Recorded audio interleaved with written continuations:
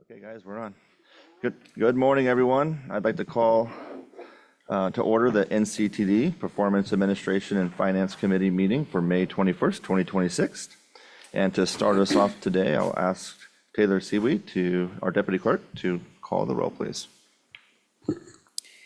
Committee Chair Sinella. Here.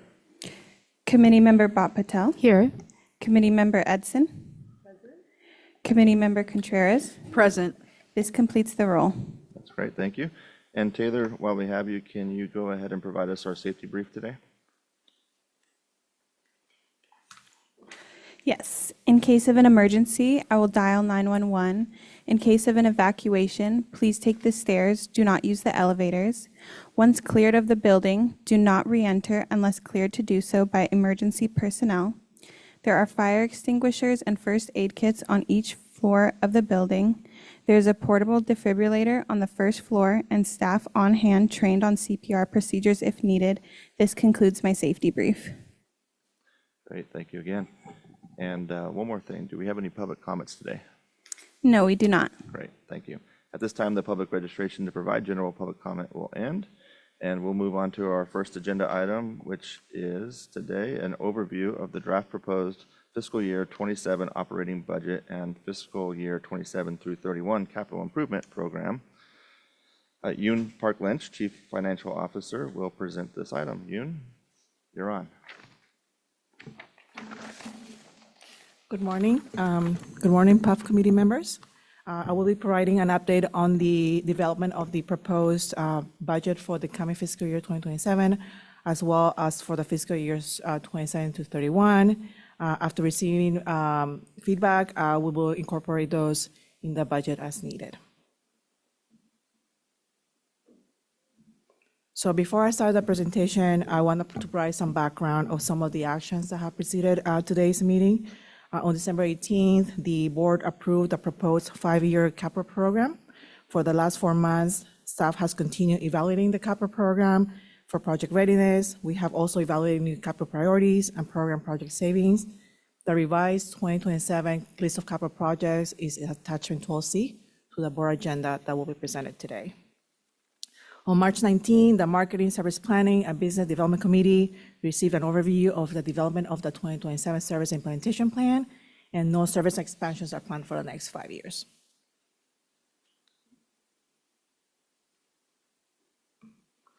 Board policies number 3 and number 17 guide the development of the operating budget.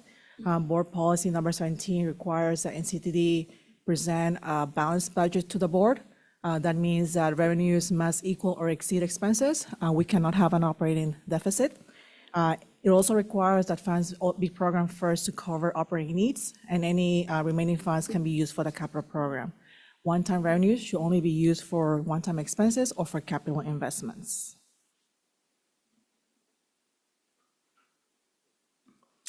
So the next few slides are going to provide an outlook of what the next 5 years look like. As you will see through the presentation, I'm funding projections for revenues, as well as decreasing sales tax revenues, increasing costs, and unfunded federal and state mandates are posing significant challenges for the district. Sandax economists who provide the estimates for revenues from TDA and Transnet, which are driven by sales tax, have projected that for the next coming year, revenue growth is only 1.3%, and the average growth rate for from 2028 forward is an average of 2.2%. If you compare this to the current inflation rate, inflation for the San Diego region in 2025 was 3.8%, and more recently for April, inflation was 3.5% year over year for the San Diego region. Furthermore, the Iran conflict that started at the end of February of this year have caused oil prices to skyrocket, and the cost of diesel and gasoline was higher by 74% in April 2026 compared to April of 2025. The impact for the budget for the next coming year is an increase on a fuel cost for Springer and Coastal Service, which are largely using diesel, and that fiscal impact is $2.3 million in higher fuel costs. NCTD also continues experiencing higher costs on vehicle and vehicle parts that were caused by the tariffs. Tariffs affecting passenger vehicles, auto parts, steel, and aluminum were enacted under Section 232 of the Trade Expansion Act. The recent U.S. Supreme Court ruling did not address or invalidate these tariffs. Therefore, the high costs for vehicles and vehicle parts are ongoing.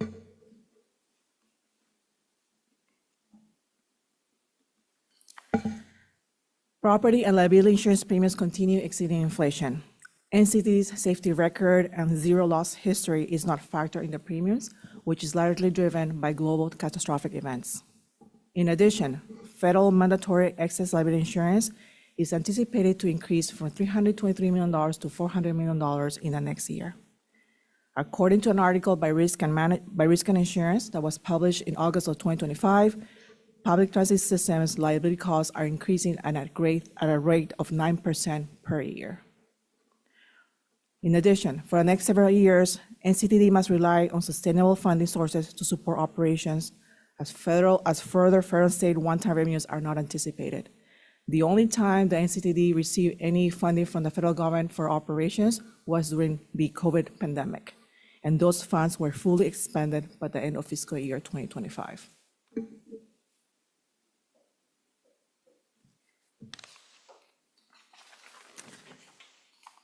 Challenges for the district are also unfunded federal and state mandates.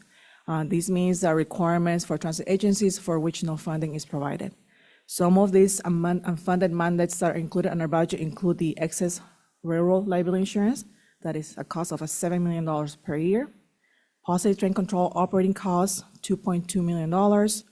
The zero emission transition for a bus fleet for purchase of hydrogen fuel that only fuels 25% of our fleet is at a cost of $1.7 million. And stormwater mitigation mandated by the state at a cost of $700,000 per year. Additional costs for capital investments that are needed to transition our bus and rail to zero emission is estimated to be in excess of $500 million, for which there's no guarantee federal or state funding. So the numbers that you see here are only from the operating side, as there is no funding for any capital investments for fully transitioning our rail and bus fleet to zero emission. Some of the major assumptions are, you will see in the further slides, our proposed budget, but I want to list some of the major assumptions that are driving the numbers. From the revenue standpoint, the projections for TDA and Transnet, those are provided by SANDAC, and the projections for state transit assistance and set of good repair funds are provided by the State Controller's Office. The allocation for the district is mostly based on population. So for the allocation for the San Diego region, NCTD will receive 29% of the allocation for TDA, Transnet, and for the most part, state transit assistance as well. The funding from the Federal Transit Administration, those are appropriated by Congress, and those are they're very restrictive. So funding from the FTA can only be used for maintenance costs or for capital investments. We cannot use federal funding for operations, which includes wages for operators, fuel, utilities, or insurance. Also, in 2027, NCD will be utilizing $13.7 million SB 125 TRCP funding.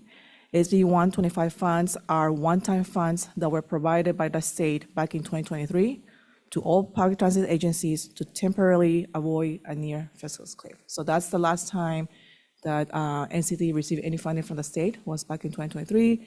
And we have some carryover funds that have been realized through savings in this year. And then those will be used for the next year as well. Fare revenues are projected based on ridership projections, based on modal service. We have not factored the proposed increases on the fare ordinance, since those increases have not yet been approved by SANDAC board, and we do not anticipate that any potential revenues will be significant for the district, as those will probably start sometime in late of this fall. The budget for fuel also assumes that oil prices will remain high. So our approach is always to budget from the conservative standpoint. So we are assuming that fuel will remain high between $100 and $120 per barrel per oil for the entire year.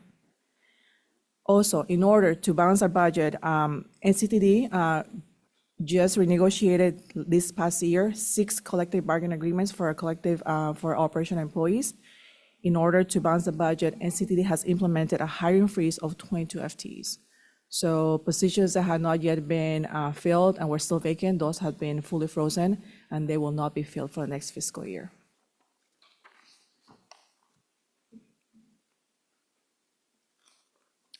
From the service standpoint, no service expansions are planned for the next 5 years, as there is no certainty on funding.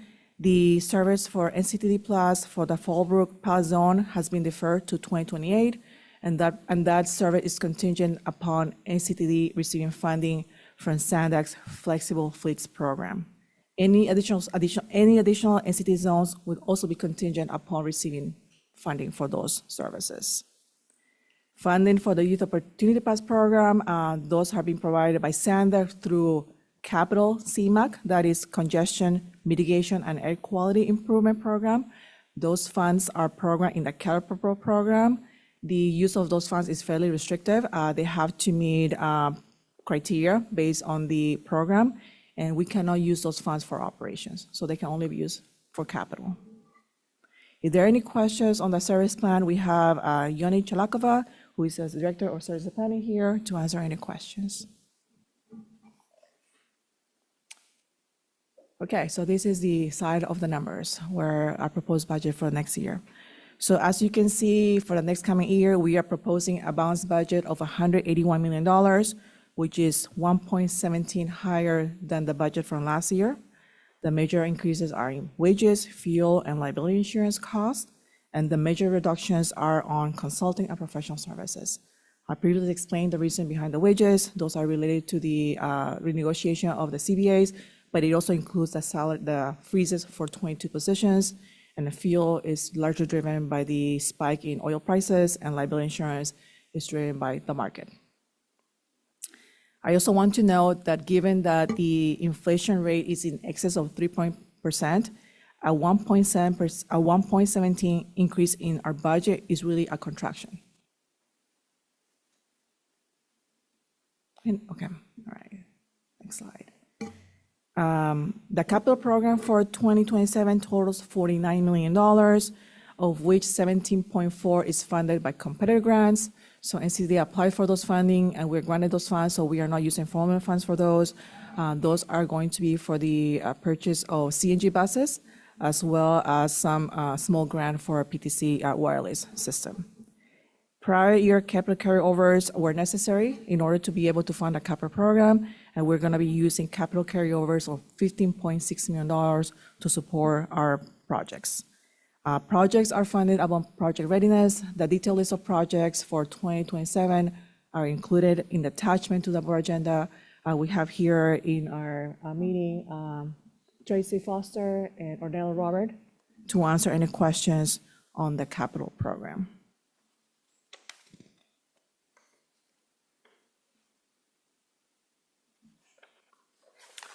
The table illustrated here shows the projected spend for the next 5 years. As you can see, the district will face financial challenges, and while we are able to achieve a 2027 balanced budget, the outlook for 2028 and beyond looks challenging. I also want to point out that this projection is based on the expense growth of 3%. Revenue growth is provided by SANDAC for TDA. SCA is projected to remain flat from the conservative standpoint. And this table also assumes that the salary freeze for those 22 employees becomes permanent for the next 5 years. The 5-year forecast deficit of $79 million also assumes a capital program of $15 million, which was a goal set several years ago, but does not reflect the actual costs that are needed for the district for its capital projects. During the last 5 years, capital investments have ranged between $45 and $82 million per year. This year alone through April, the district has invested $36 million in capital projects, and capital needs for 2027 alone total $49 million. I also want to note that just based on a $50 million capital program, we are projecting the operating deficit will begin in 2029. Payments for NCT Sprinter debt and the unfunded pension liability are not included in the operating budget, as these are not operating expenses, but rather paydowns of debt. However, these payments represent cash outflows for the district.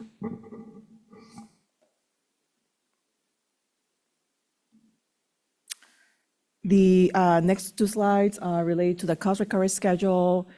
The cost recovery schedule is approved by the board every year. They represent the fees that NCTD charges to third parties for permits, incidental use, and right-of-way support services. Those fees are based on actual costs, and staff time is charged to these third parties based on fully burdened rates. The attachment to this presentation showed the cost recovery schedule proposed for next year. If there are any questions on that schedule, we have Tracy Foster, our Director, Chief of DSD, to answer any questions. So for next steps, on May 21st, today, 2 o'clock, the proposed budget will be presented to the full board as well. By May 31st, we'll publish notice to the public that a public hearing for board adoption will take place on June 18th. On June 3rd, we will post our full budget document for public review and comment. And June 18, we will come back to the board to request the closing of the public hearing and full adoption of our budget for the next fiscal year. So that concludes my presentation, and I am available here to answer any questions. All right, thank you, Yoon, for the presentation. Appreciate it. Taylor, do we have any public comments on this item? No, we do not. Thank you. At this time, the public registration to comment on this item has been closed. Do any of my colleagues, I'm sure there's a lot of discussion to be had. Who wants to start? Karina, you want to start down here and we can kind of work this way? First of all, thank you, Yoon and team, for getting us to a balanced budget. I know it's not easy, especially in an environment, economic environment, where there's a lot of externalities that we can't control that are seriously affecting our ability to operate. I just want clarification. So moving forward, the NCTD plus service areas of San Marcos and Vista are budgeted to continue. They're in the operational budget, Right. yes. Okay. But anything outside of that, because I think we were looking at Encinitas, I saw Fallbrook. So unless we get funding for those, we won't see any rollout. Yeah, and that's a great question. One of the things that we've been sort of internalizing is we did put in for a grant with Sandag for Fallbrook. One of the issues that we're dealing with right now is, and honestly, we've had this conversation, and I'll give Yoon and her team a lot of credit, that the one thing I've communicated to the team, and Yoon has done the same, is just because we get grant money doesn't necessarily mean we need to spend it, because it's a cost later on down the road that we may not be able to sustain. This is sort of an example of that, where Fallbrook was scheduled to kick off what would have been fiscal year 28, so really potentially June of next year, July of next year, if we were to get some grant funding from Sandag to sort of help out with that. What we don't want to do is start a pilot project that's not sustainable for the organization in the long term, because that's a little bit irresponsible. So right now, NCTD Plus has been put on hold, for lack of a better term, with the exception of the 2 zones that we have that are built into our operational plan, because we've moved some of our fixed routes around. So it's already sort of booked into what we do, and any changes to that would result in either restoration of fixed route service or some combination of the 2.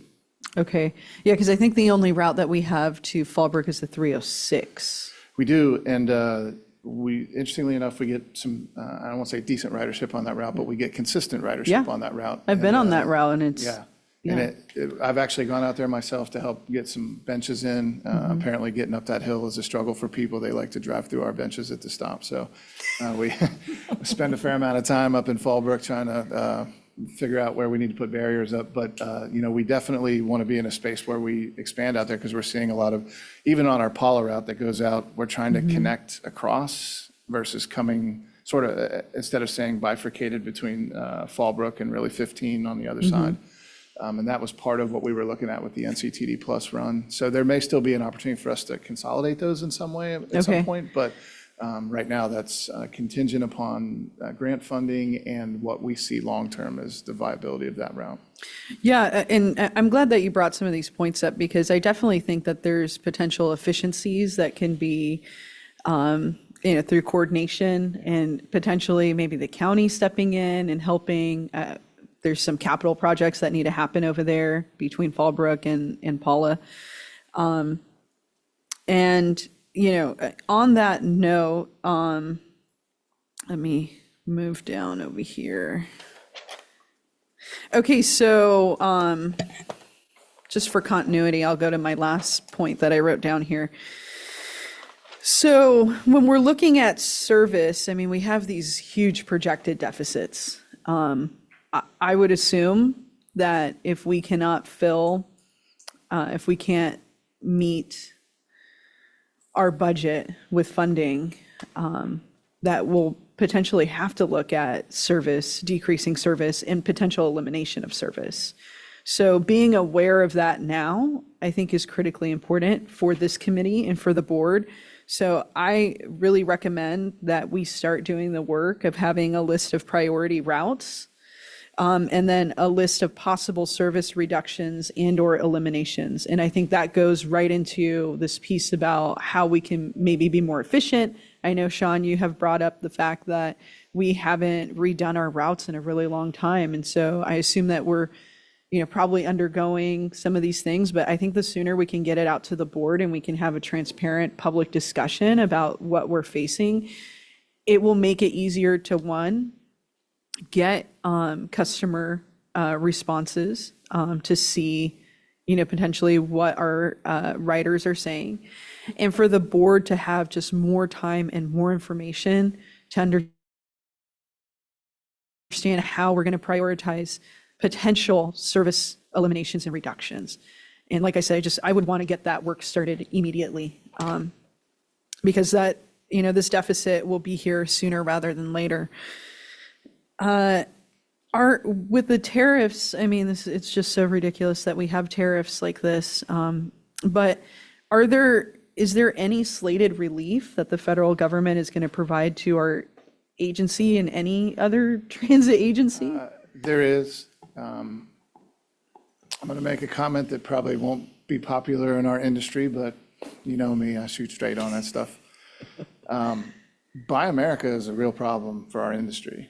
I think it was made out of the best intentions, like, hey, when you receive federal dollars to do things locally, you should use companies that are primarily building or manufacturing in America. Well, that has created over time, especially with our bus system, is that buses cost an outrageous amount of money versus other countries. You could get a bus in Europe for $400,000 or $500,000. Here, they're anywhere between $750,000 on the low end to $1.5, $2 million on the high end. I think we very much responsibly want to be an agency that looks at zero emission. The mandates that the state has put in place have not been helpful for the agencies because funding sources to be able to help with that. Like, we get these one-time shots where we can buy, I can give you an example for us, with 30 hydrogen buses. Yeah. Well, the cost of hydrogen is not what they said it was going to be. We were told it would probably be competitive with CNG at some point, $5, $6 a kilo. At the best, right now, I mean, we were just having a conversation about this, and where's Lori at? When we were in Salt Lake yesterday and the day before, we were having conversations with our counterparts in California that are paying on the low end $12 to $13 a kilogram liquid and $30 in gas form, when we were at $70 a couple years ago. That's a huge impact to the agency. So there's a lot of these peripheral things. I think the tariffs are sort of a piece of that when we're required to buy certain parts that are manufactured by agencies and you get that markup on them, it creates a little bit of an imbalance for us. We have seen some of those prices go down. I think we budgeted probably a little conservatively on the high end. I mean, we're kind of right in the middle. We didn't go full tilt. What the fuel and the cost of parts are now, we know that we're going to see a little bit of reduction in that. But I think in the history of my being in this business, anytime we have a conflict that includes oil, it goes up, but it never makes its way back to what it was. Yeah, 100%. And so we always sort of have to budget for that in the long run. And I do think our parts team has done a great job of sort of branching out to other providers. I think we were very stuck on one or two providers when we were contracted out, and now our team has done a great job. Alex's group and Cameron have done phenomenal work to really be in the positions we need to get the parts that we need to bring in. Rail's a little bit of a different story. The team's working hard on that over there. We're really stuck with one provider right now, and we're trying to get away from that and sort of open up our options. Is that mostly an issue because it's a boutique locomotive, or is it? The chargers aren't. I would say,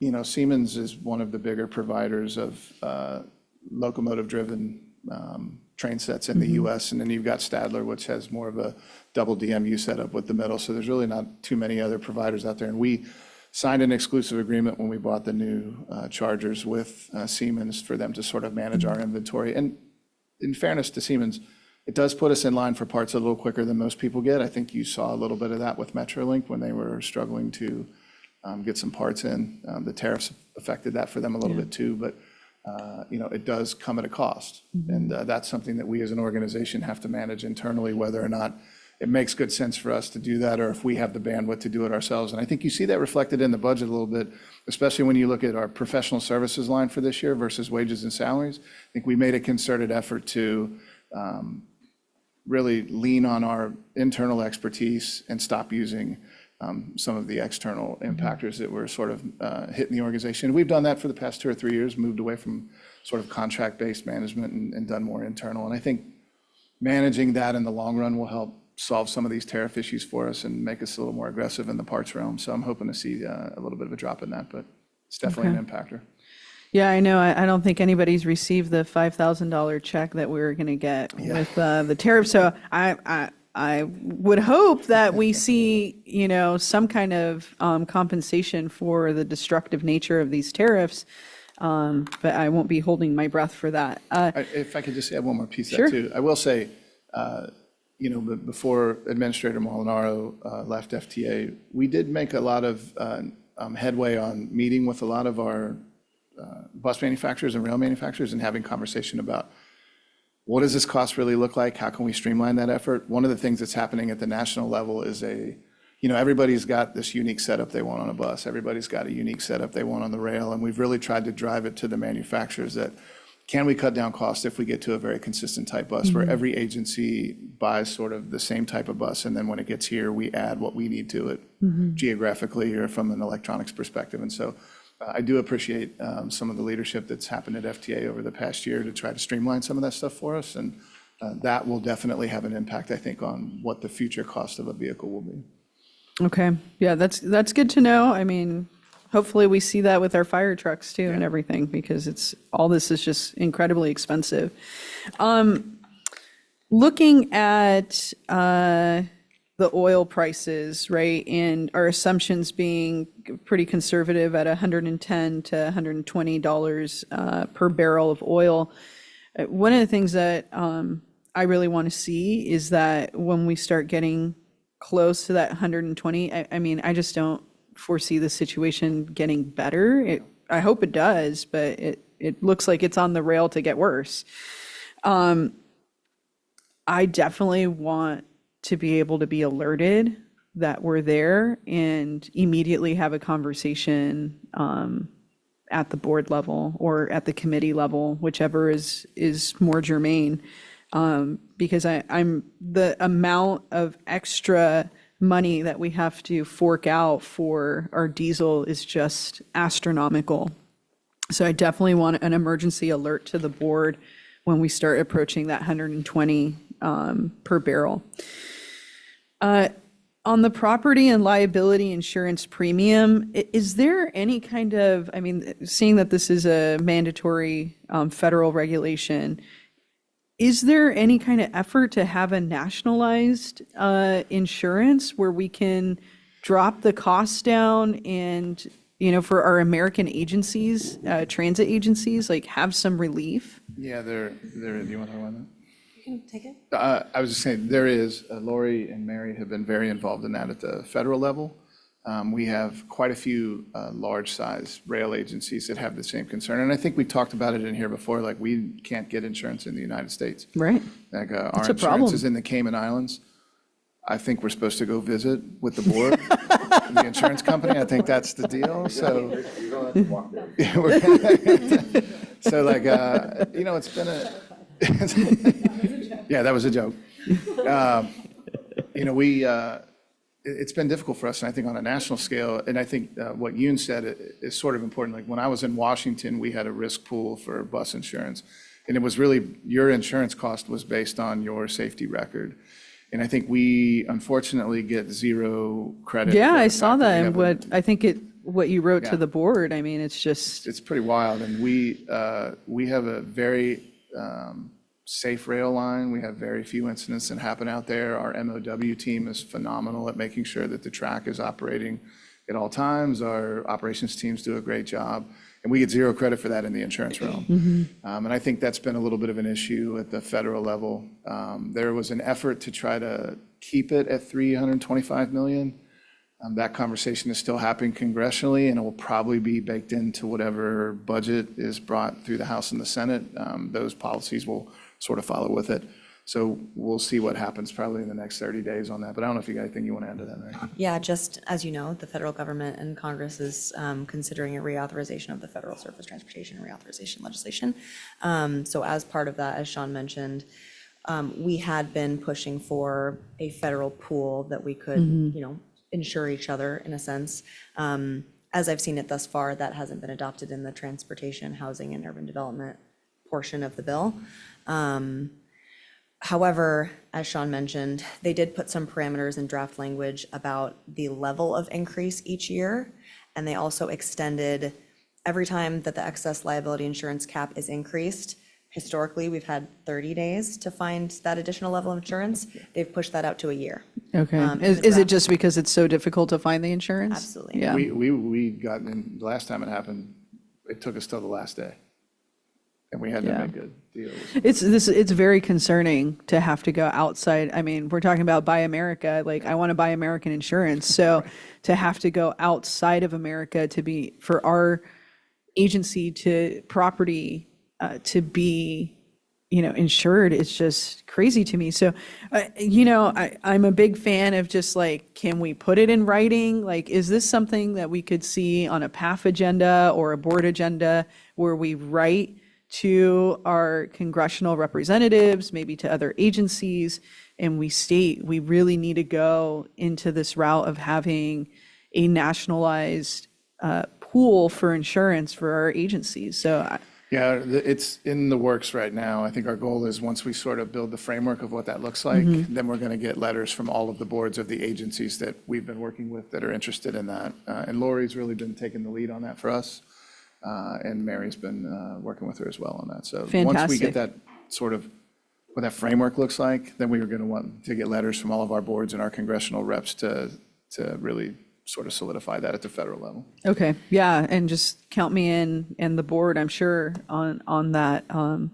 Yeah, and if I can just, sorry, before we yeah, leave this point, please. if I can just add. So we did the legislative agenda that the board and the executive committee approved last year for calendar year 2026, did authorize us to support any measures that would decrease the district's costs. And so Right. we took that as supporting these initiatives. Yeah. So we have, throughout the reauthorization period, we've been sending letters to committee staff and committee members of the relevant authorizing committees and our representatives as well, including these topics. So we're happy to share that with the board Yeah, and would certainly encourage any local jurisdictions to support these initiatives. as well. 100%. I think that sharing it with the board, having our local jurisdictions have a call to action where we can just be on a unified front saying that this is unacceptable, and we could have a different model. It literally just takes the political will to do that. So thank you. I appreciate that. I was like really concerned. And then when I asked the question, when we had our one-on-one, I was pleasantly surprised to know that you all are working on something like that. So that's good. I'm almost done here. I have two more points. The stormwater, $700,000 a year, is that because of new projects or It's, is it like retrofitting? well, it could be all of those things. Primarily what it is managing rail water runoff. Okay, And so we have to have, per CPUC, FRA, our own internal policies and state environmental policy, we have to have someone essentially check the rail line frequently to ensure that stormwater runoff is being captured correctly. In fact, we did a sort of a redredge over in Encinitas not too long ago because we were getting some significant backlog into city streets and into one of the parks over there, just based on erosion from the ballast that's on the rail line and some of the construction projects that we had done over there over time. So we had to fix those. But Is that over there by Lucadia or? yeah, right in the Lucadia area. You know, the other piece of that too is, which is not quite at the level of the 700,000 to 800,000 is, you know, the state is requiring us to have our buses checked for emissions sometimes up to twice a year. We don't even do that with vehicles. And it's just another $30,000 a year that we're sending to an agency when we. I mean, can we fight are- against that too? Let's write letters about all this stuff. We do. Occasionally when you send stuff to CARB or Coastal Commission, they, like, thanks for calling. It's just, it seemed like a really high amount. Is there any way to automate some of this or? They do. Some of it is automated, and that costs a little bit of money. Oh, my But there are so many different types of things that need to Yeah. be checked. In fact, when we were looking at, Tracy, you want to talk about that a little bit? When we were looking through the invoices, we were like, whoa, that's kind of crazy.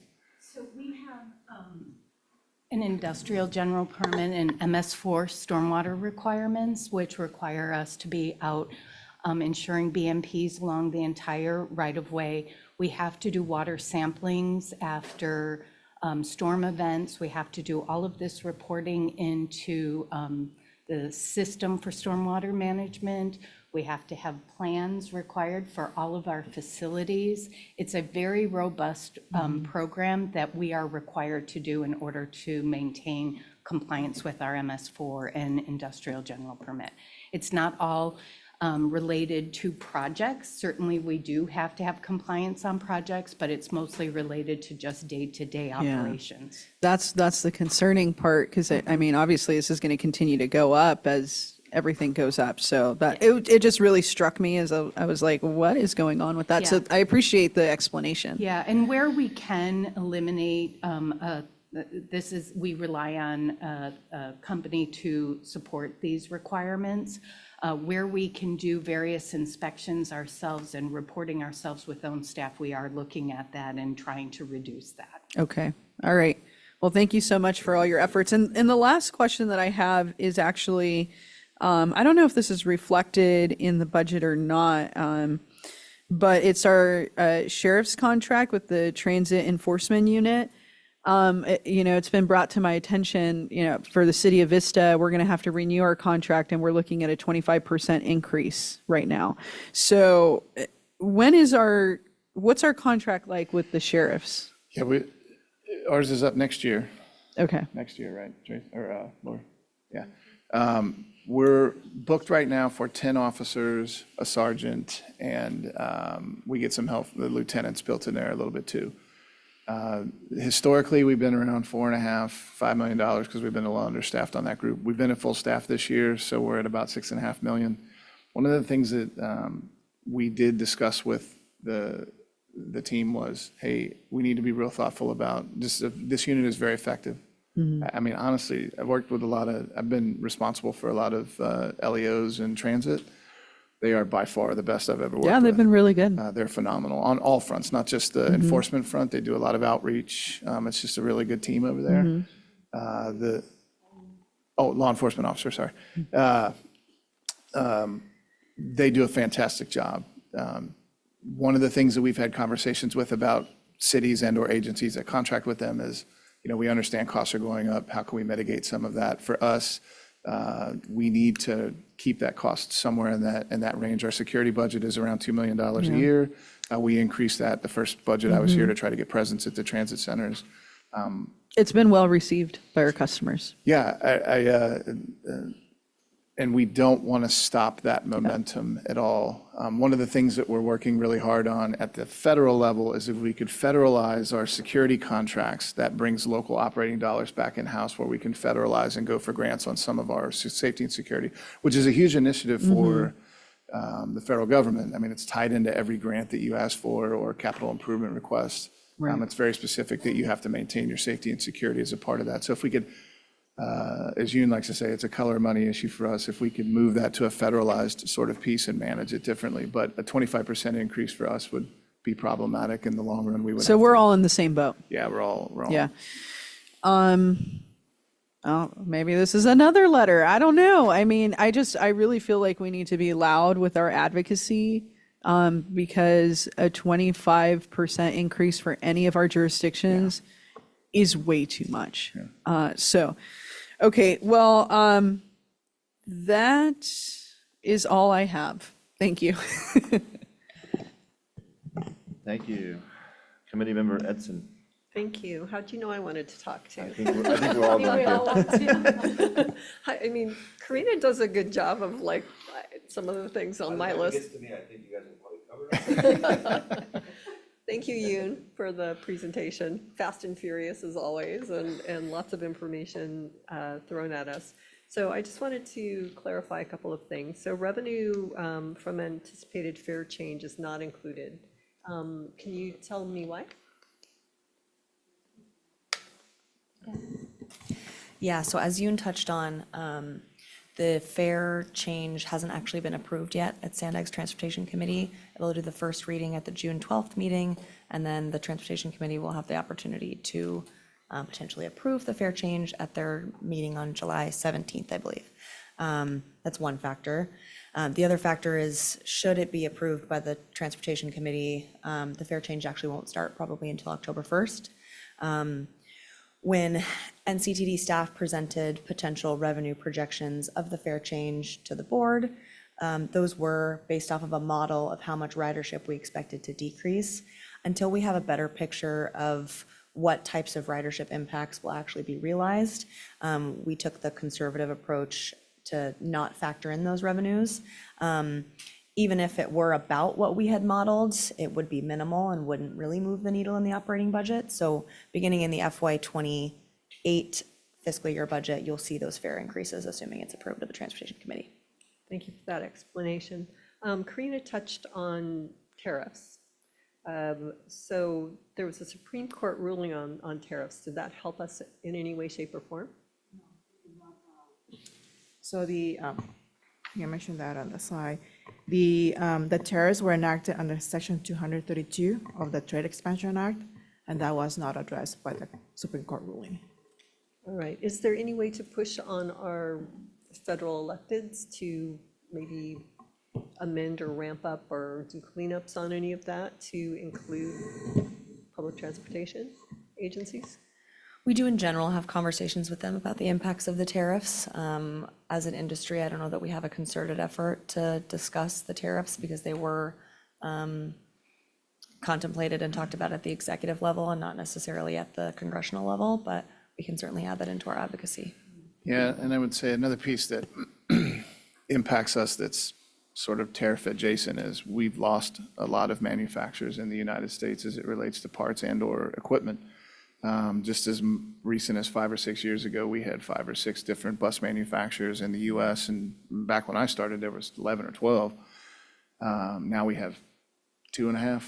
We've got one that's trying to get back in and 2 that are sort of the mainstays. And so one really sort of handles the majority of the larger agencies and one handles the midsize and small agencies. And we've seen those, I think, cost increases sort of associated with the time required between the build. We used to be able to get buses in 12 months. Now it's probably 2 years to 24 months. And so there's just a significant gap between that, and they can't really manage what the cost will be 24 months out on some of the equipment that they're buying for the buses. So it's been a little tough for the industry, but hopefully that'll stabilize with this.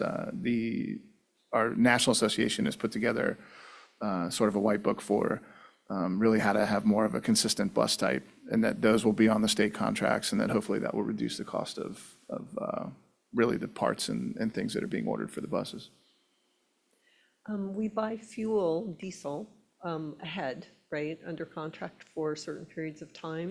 Is that Yeah, my memory? we have not. In fact, one of the things that I think this agency has done a good job of is they have, because you and I have talked about this before, that should we fuel hedge, should we not fuel hedge? And we've been very fortunate up until this point that the price of fuel, if we would have hedged, it would have cost us more money, almost 50 cents a gallon, maybe a little more. So hedging is buying insurance. So you are entering into a long-term contract to pay a price and somebody's willing to sell you for that price, and obviously there's fees associated with that. You don't want to hedge when the market is high, right? It's like locking yourself in a high mortgage rate. You want to hedge when the market is low, and when the market is low, sometimes they don't want to hedge, and there's a risk factor in it. So the last time there was an oil spike in the industry, NCTD, we first tried to go out to the bid for a fixed price contracts with the actual providers instead of hedging, and we did not have anyone that wanted to bid on those contracts because obviously there's a lot of uncertainty in the marketplace. The last time there was a huge spike in the oil prices, they are generally temporary because hedging is long-term contracts, 3 to 5 years contracts, right? So these geopolitical events tend to be short-term in nature because it's not just NCT or the transit industry, it's the economy at large that gets affected. But how we hedged the last time around, it will have cost us, or we will have lost $5 million because it was temporary in nature. So it doesn't always work. You have to determine whether or not, is it gonna be long-term? I don't think the U.S. has a production, issue. For the most part, I think we rely a lot on our own. We could probably, what happens is that obviously the marketplace drives the prices, but the reliance on Middle East oil is not as heavy to the U.S. that was, maybe 15 years ago before fracking and all these industries emerged. But there's obviously a risk and a cost associated with that. And right now, based on what we determine to be a short-term geopolitical event, it will probably not be prudent to get us in a long-term contract at high prices. And we had some requirements too, like when we switched to renewable diesel, or when the state mandated that we look at clean diesel, that had an increased cost for us, and we were really able to maintain at the market value for a while, about $2.75 to $3. It sort of fluctuated. I think the average last year was like $2.98 or something. And that's pretty low comparative to many of the other regions. Yeah, it's up right now. It'll probably go back down. The fuel hedging led to the demise of some airlines in the airline industry when they got out of the fuel hedge. So they were making tons of money right up until the contract ended. And then when they doubled their fuel costs, it became a real problem. I give Yoon and her team a lot of credit because I constantly ask the question about like, hey, when are we going to fuel hedge? And she always gives me good reasons why we shouldn't do that. So I appreciate her leadership on that.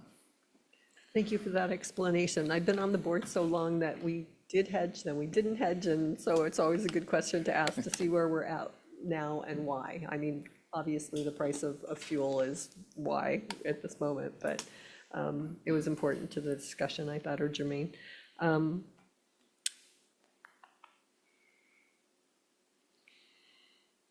this is probably a Mary question. Is there anything that we can do with state or federal dollars that we receive to work toward being able to free up some operations dollars that are currently only available for capital improvements? Yeah, so one of the perfect examples is, you mentioned SB 125 money. We're working with Sandag on some project savings that they expect to realize in another source that we might be able to use to cover the expenses for capital projects that we programmed in SB 125. That is a material change that needs to be approved by the legislature and the state, but we're working toward that. That'll free up some SB 125 dollars that we will then program for operations. It certainly won't solve all of our problems, but we're thinking creatively about how we can free up, like you mentioned, some of the capital dollars and use them for operating. Okay. And just as I'm flipping through my binder here and looking at the slides, I just wanted to mention that 1.17% increase over the 2026 budget is really hard work. And thank you for doing what, pulling out the Yoon magic trick. Because as you mentioned, it's like taking a step backward, not spending more money. I will say that it was really a collaborative effort among all the division chiefs. We met multiple times. It was painful for everyone. Everyone had to make some sacrifices. Those salary freezes were across the board, so every division got impacted, but we all understood the importance of having a balanced budget. Okay. Yeah, much like last year's budget, for our agency to go from what would have been about 200 million to 185 last year, that from 185 the first year to 178 last year to 181 this year is really the opposite trend that you're seeing happening kind of around town. And, that's really, I think, a testament to us trying to bring as much as we can in-house solve problems with our employees that are doing a great job, really be thoughtful about what we're trying to do long-term on projects and who's involved in those. But it was a little painful for the group, but kudos to the entire team. They did a great job. And to you, Sean, because most of this has occurred, I think that there was some foresight into this fiscal cliff, right? For forward vision. And so I think you started working early on looking at cost-cutting measures, first the ones that weren't too painful. Unfortunately, it's kind of moved more into the pain territory. There's cost recovery fees and there's non-transportation revenue. How do those two differ? So cost recovery, non-transportation revenue are, for example, investment income or things that are concession fees or things that are not related to our transportation services. Cost recovery fees, those are charged for leases, permits. It brings about maybe a couple $1 million a year. So that's built in the, I think that's built into the non-transportation revenues as well. Okay, so cost recovery fees would be, for example, we have some projects that may be coming up at our stations. Would those net higher cost recovery fees for us? They could if there were permits associated with that or some type of request from the agency. A lot of the cost recovery fee comes in permitting, which the team does a good job. And that's sort of a piece, it was interesting because we were having a conversation about if we have open FTEs, should we outsource some of these things? And the answer was kind of no, because they're revenue generators for the agency. So when we manage our own permits, and we do it at whatever the market value is, that's direct revenue to the agency that can offset operating cost. We had a very similar conversation about flagging on the rail. We opted to actually add 2 FTEs into the budget to try to do more flagging for us and not have our contractor do it, to decrease cost either in projects we're associated with or that other of our partners may be doing along the rail that we are affected by having to have a flagger on the rail.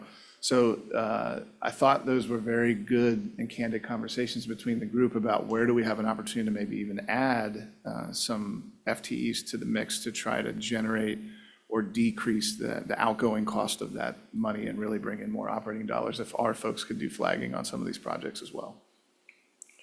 And what about lease revenue or station sites, that sort of thing? That's also included in the non-transportation revenues. Okay.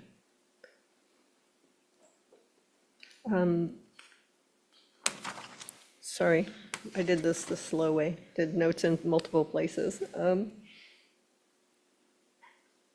You mentioned, Yoon, that 2023 was the last time, and I was writing quickly, the last time NCTD received funding from the state.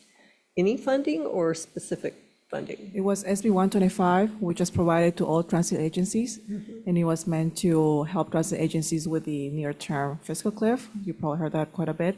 So it was not just NCTD, it was all transit agencies in the state of California.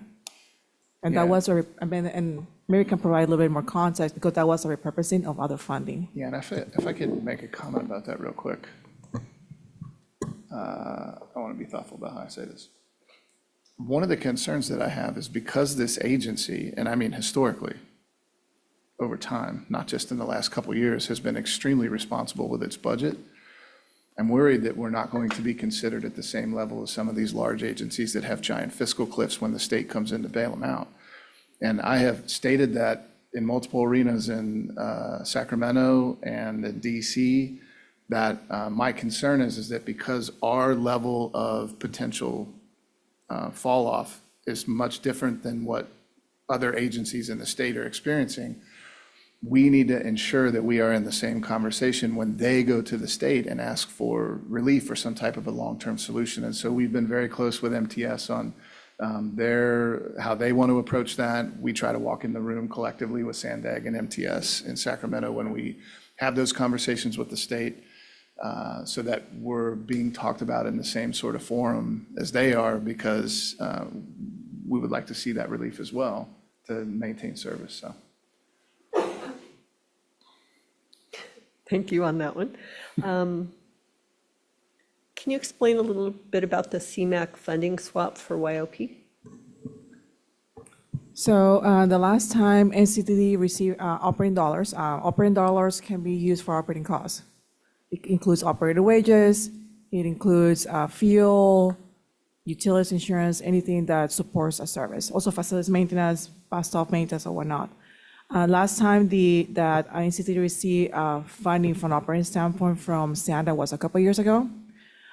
So the funding could no longer be used for operations. So instead of getting operating dollars, we're giving what's called CMAQ capital dollars. We collect $1.2 million from SANDA for the Youth Opportunity Pass, but those dollars that we're getting from SANDA can no longer be used for operations, so we can only program them for capital projects.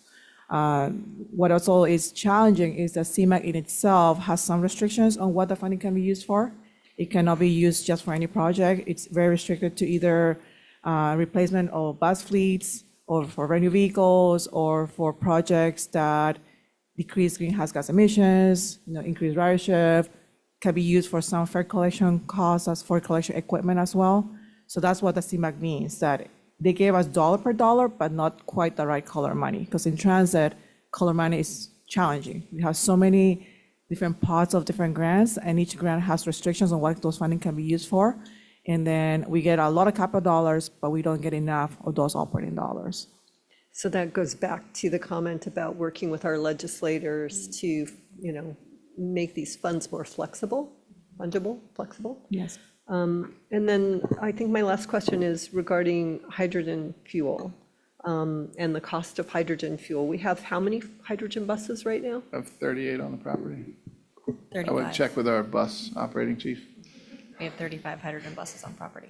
Okay, and we're only able to use how many of those based on the cost of fuel? Are they all in service? Currently, we're using 0. Okay. And that is not necessarily related to the cost of fuel. There was a fairly significant accident that occurred at one of their facilities, and so we're having difficulty getting fuel in gas form.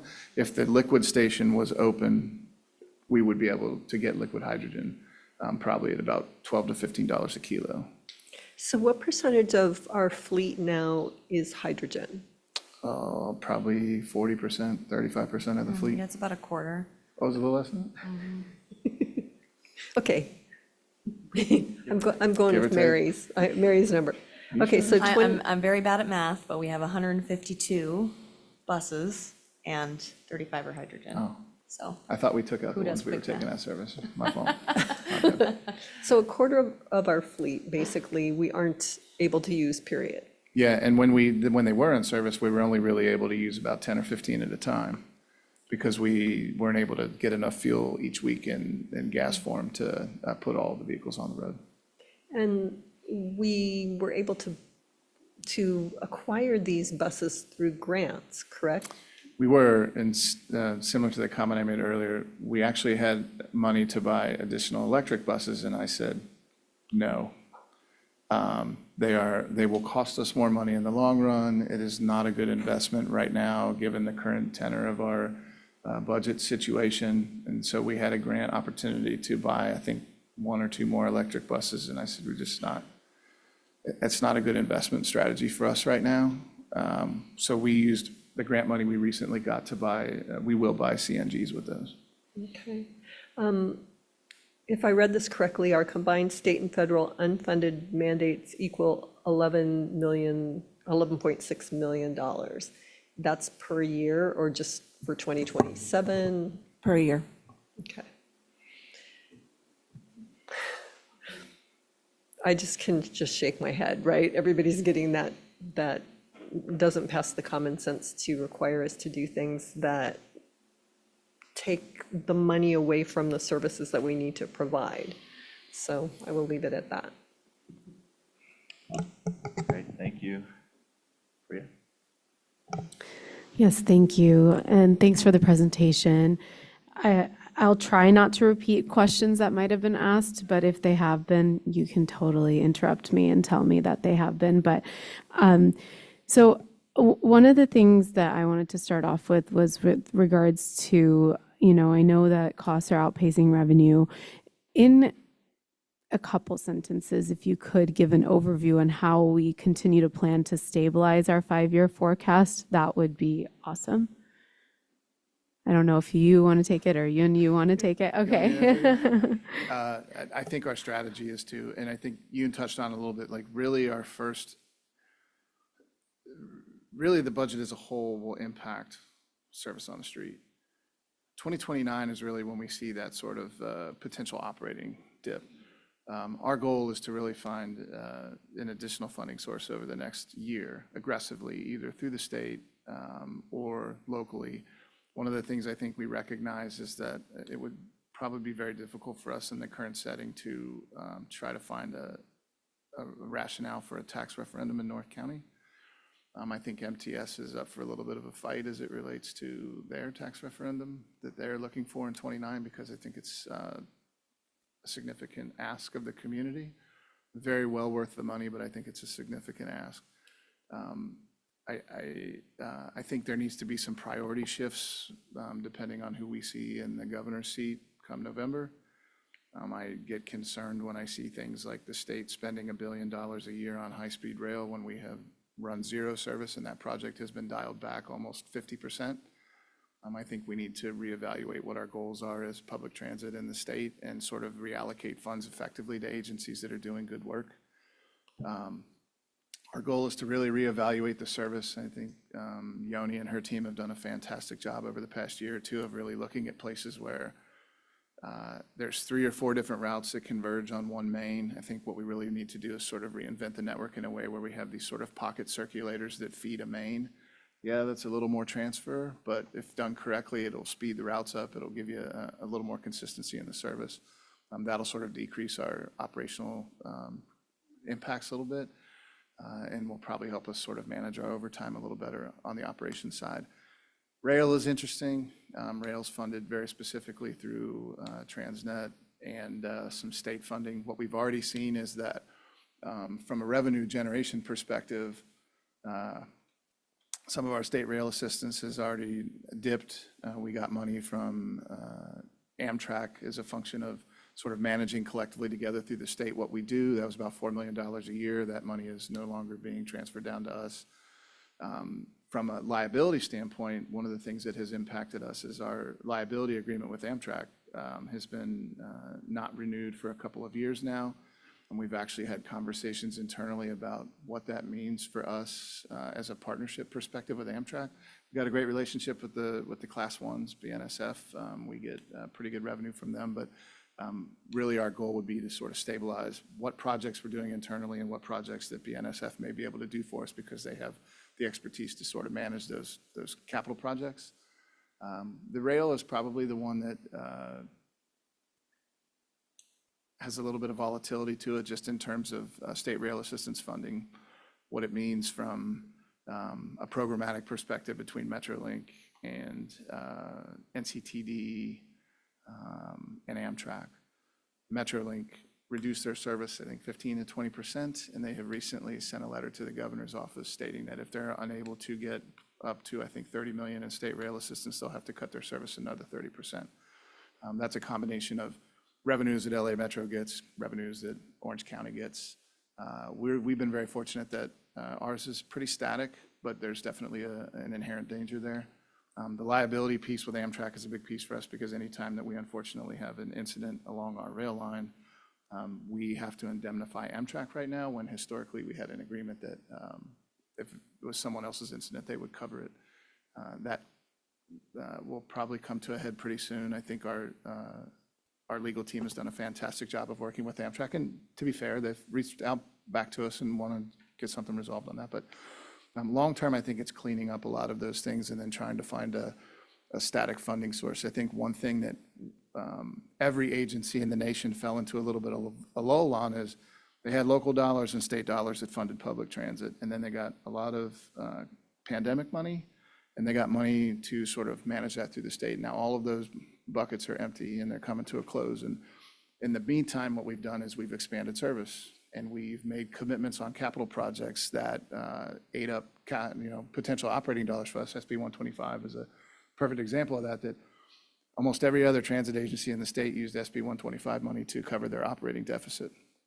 We used it to match local capital projects And now we're trying to reprogram that money so that we can put more money aside to sort of stabilize our operating for the next 2 or 3 years while we find what that piece is that's going to help fund us. So it's a lot of different things. It's not just one piece of operations. It's how we're managing our capital projects. It's our engagement with the state and state assistance. It's how we want to manage it at a local level from a tax referendum perspective, or partnering with the cities that are within the public transit realm. It's managing internally how we sort of want to do things from a railroad perspective and what those partnerships look like on the rail. There's like 4 or 5 different pieces to it that I think are going to be critical for us to manage to successfully sort of walk our way through this. Okay. Thank you. Thank you for that. And it sounds like, there is a plan in place, which is what I'd love for the public to know, and we are looking forward. I think, with that, one of the questions that I had, and this is also something that I know that somebody had asked of me, so I just want to make sure that I ask it. Was there ever a time, or when was the last time that we were operating in a deficit, if ever? I've been here for 9 years, so at least I can say not in the last 9 years. Yeah. I will have to look back if there was ever a deficit before then. I Okay. believe there was a time where we were fairly close to a I think back in deficit 2000, when the outsourcing, the bus, 2008, yeah, I think when the right? outsourcing bus operations happened. Yeah, in fact, I Yeah. believe when my predecessor came in, that was his first. He was like, "Congratulations on the job. Here's a deficit. Please fix it." So, Yeah, I also remember that there was not even enough cash potential to even cover operations for the year. So yeah, it was back in the outsourcing time. Okay, so about 18 years ago. All right. And I know one kind of a comment around it, and then maybe leading into a question. But I know we're being conservative in our estimates. I know you do that on purpose to make sure that we continue to operate and have a balanced budget as we look forward. And this is something that I know all agencies do, just to make sure that we're able to continue to provide those core services. So I just wanted to ask, when we're looking at these projections, and when we've done our previous 5-year forecasts,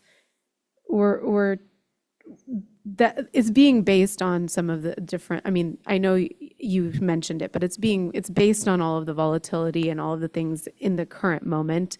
And then obviously we're continuing to fine tune as things go forward. So could you share a little bit about, these numbers will obviously shift. This is just in this moment in time what we're looking at.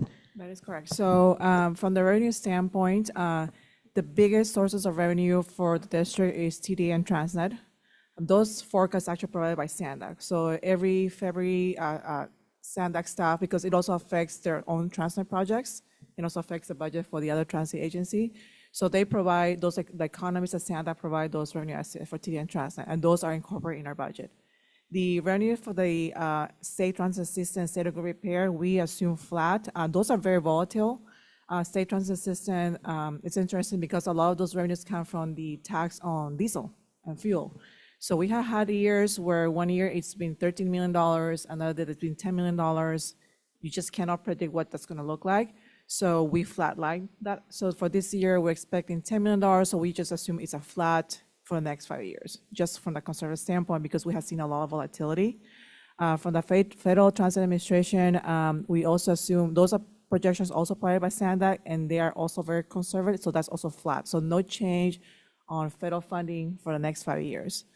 Then we also have some contracts for service for the shared use agreements with BNSF and Amtrak, and those are largely driven by adjustment based on the CPI.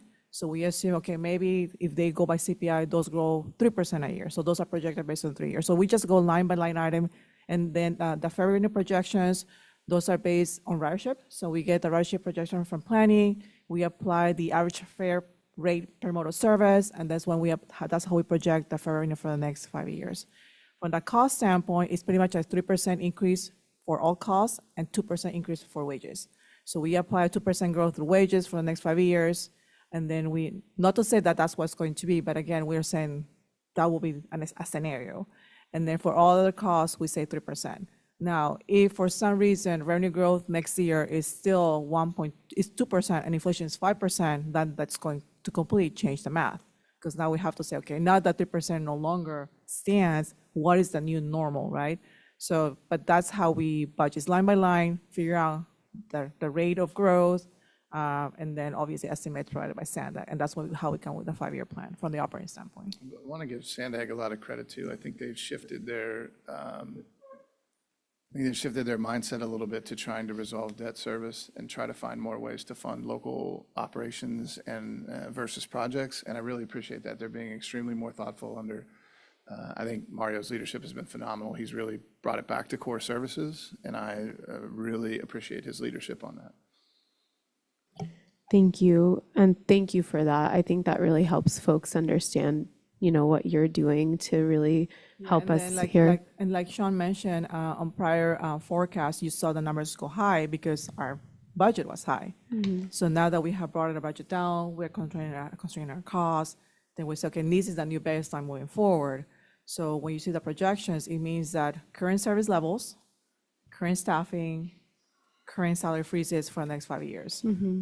That is if we continue business as usual. But then obviously, as you see in the forecast, we cannot continue business as usual. We're going to have to make either bring new revenues or make potentially some sort of service adjustments to bring, to make that deficit go away. Yeah, and speaking of service adjustments, that was my next question, which was around, I know you mentioned no service expansion, which was on slide 11 from 2027 to 2031. And I'm assuming this is for any service, whether we're talking bus or rail. Okay. I see heads nodding in case. So, and I one of the things that I understand that, I think the part that I just want to highlight is as we do find opportunities, I know you all will prioritize this, but the part that I know that's so critical for all of us, and I know something that's important for folks on this board, is that we want to make sure that we're meeting that goal of providing more options to folks to make it more reliable. I know given the state of affairs of what transit's being impacted obviously throughout the country. And so the thing that I just want to elevate is as much as we can continue to prioritize that once we have the opportunity, I know we will, and that's just one thing that I wanted to emphasize. Let's see, I'm going. So the other comment I heard you make was around federal funding. I think there were a couple questions asked around that. I heard you say that there were federal funds only given during COVID, but I'm guessing that was specifically around the CARES Act and everything, but we do receive other funding like grants and all, if we apply and we receive. So that it was just specific to that. It was just specific to that allocation. Yeah. Okay. Just from a clarity perspective. And then when we talk about sustainable funding sources, what could you, in our current, budget, what are some of those sustainable funding sources that you could point to? So sustainable funding sources are for the most part what we call formula funding. So TDA, Transnet, state rail assistance, Federal Transit Administration, ongoing potential continuing agreements for Amtrak, BNSF for use of right away. So it just means those that we have a fairly high percentage that will get them every year. That's what's called sustainable. One-time funding sources are not sustainable because they're one-time funding. Yeah, I remember. I know how that goes. It depends on what's going on, so totally understand. The other question I had was around sales tax revenue and how that's been trending based on previous years, if you happen to have that. So yes, we can provide.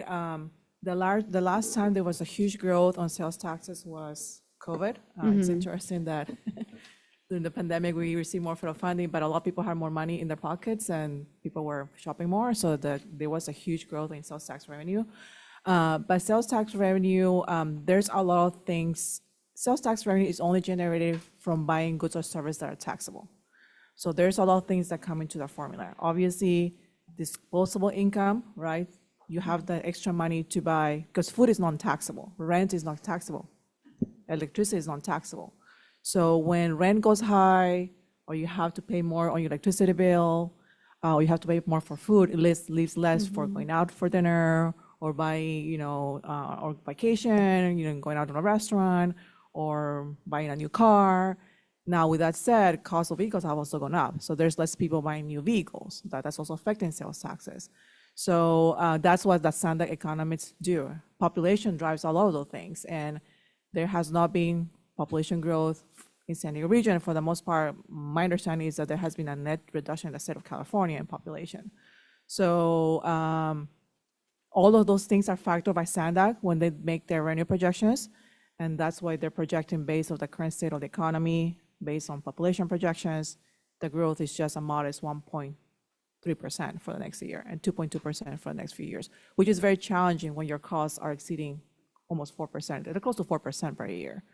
So, Yeah, we saw that at the city level too, just due to consumer confidence. And so I appreciate you sharing that. And it's interesting to see, what's going on. And just that's why I was curious to ask about that. I have a couple other things I just wanted to ask and share. I appreciate Board Member Edson also bringing up how we can continue to leverage our legislative advocacies for that flexibility of funding, because I think that's definitely been a priority of our agencies. And so just wanted to say whatever we can do to help. I know we keep volunteering ourselves, please use us. We'd like to help in that way. So if there's anything we can do, feel free to keep utilizing us in that capacity.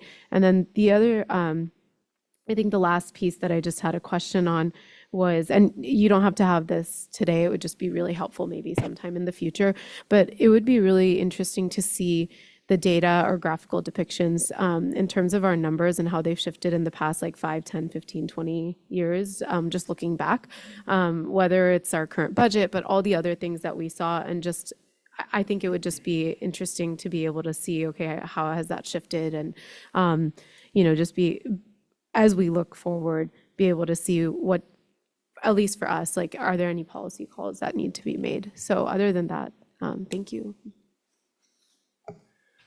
Thank you. And a lot was already covered, so I won't repeat a lot of it, but thank you for the, not just a great presentation, but very transparent presentation, and one I think that the entire board really needs to hear.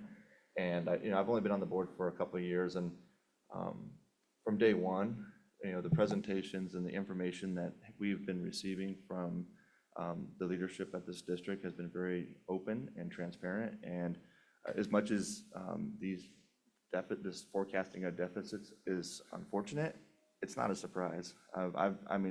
Brand new to on day one, literally I knew, and I think even at the last time we were talking about fares, I said all tracks are leading this way, right? I think I actually said that. And so this really isn't a surprise, it's just unfortunate. And I think Committee Member Contreras is spot on. I do think that we need to start really taking a hard look at that priority list of what might need to be cut, because as much as I have full faith and confidence in Sean and everybody here, that you're going to do that not only you're already doing everything you can to prevent that from happening, and that you're going to continue doing that, I think all tracks are going to lead to that again. And I just don't think we're going to be able to find those additional funding sources to prevent that from happening. And as board members, we've been hearing these concerns that you've been voicing for years, and the appetite that I've heard from the board is not to make not to make the tough choices that are required to continue to operate our agency. And we're at the point now where, in part because of, maybe we should have been taking actions 2 years ago, 3 years ago, 4 years ago, I don't know, but in part because we have not been taking actions.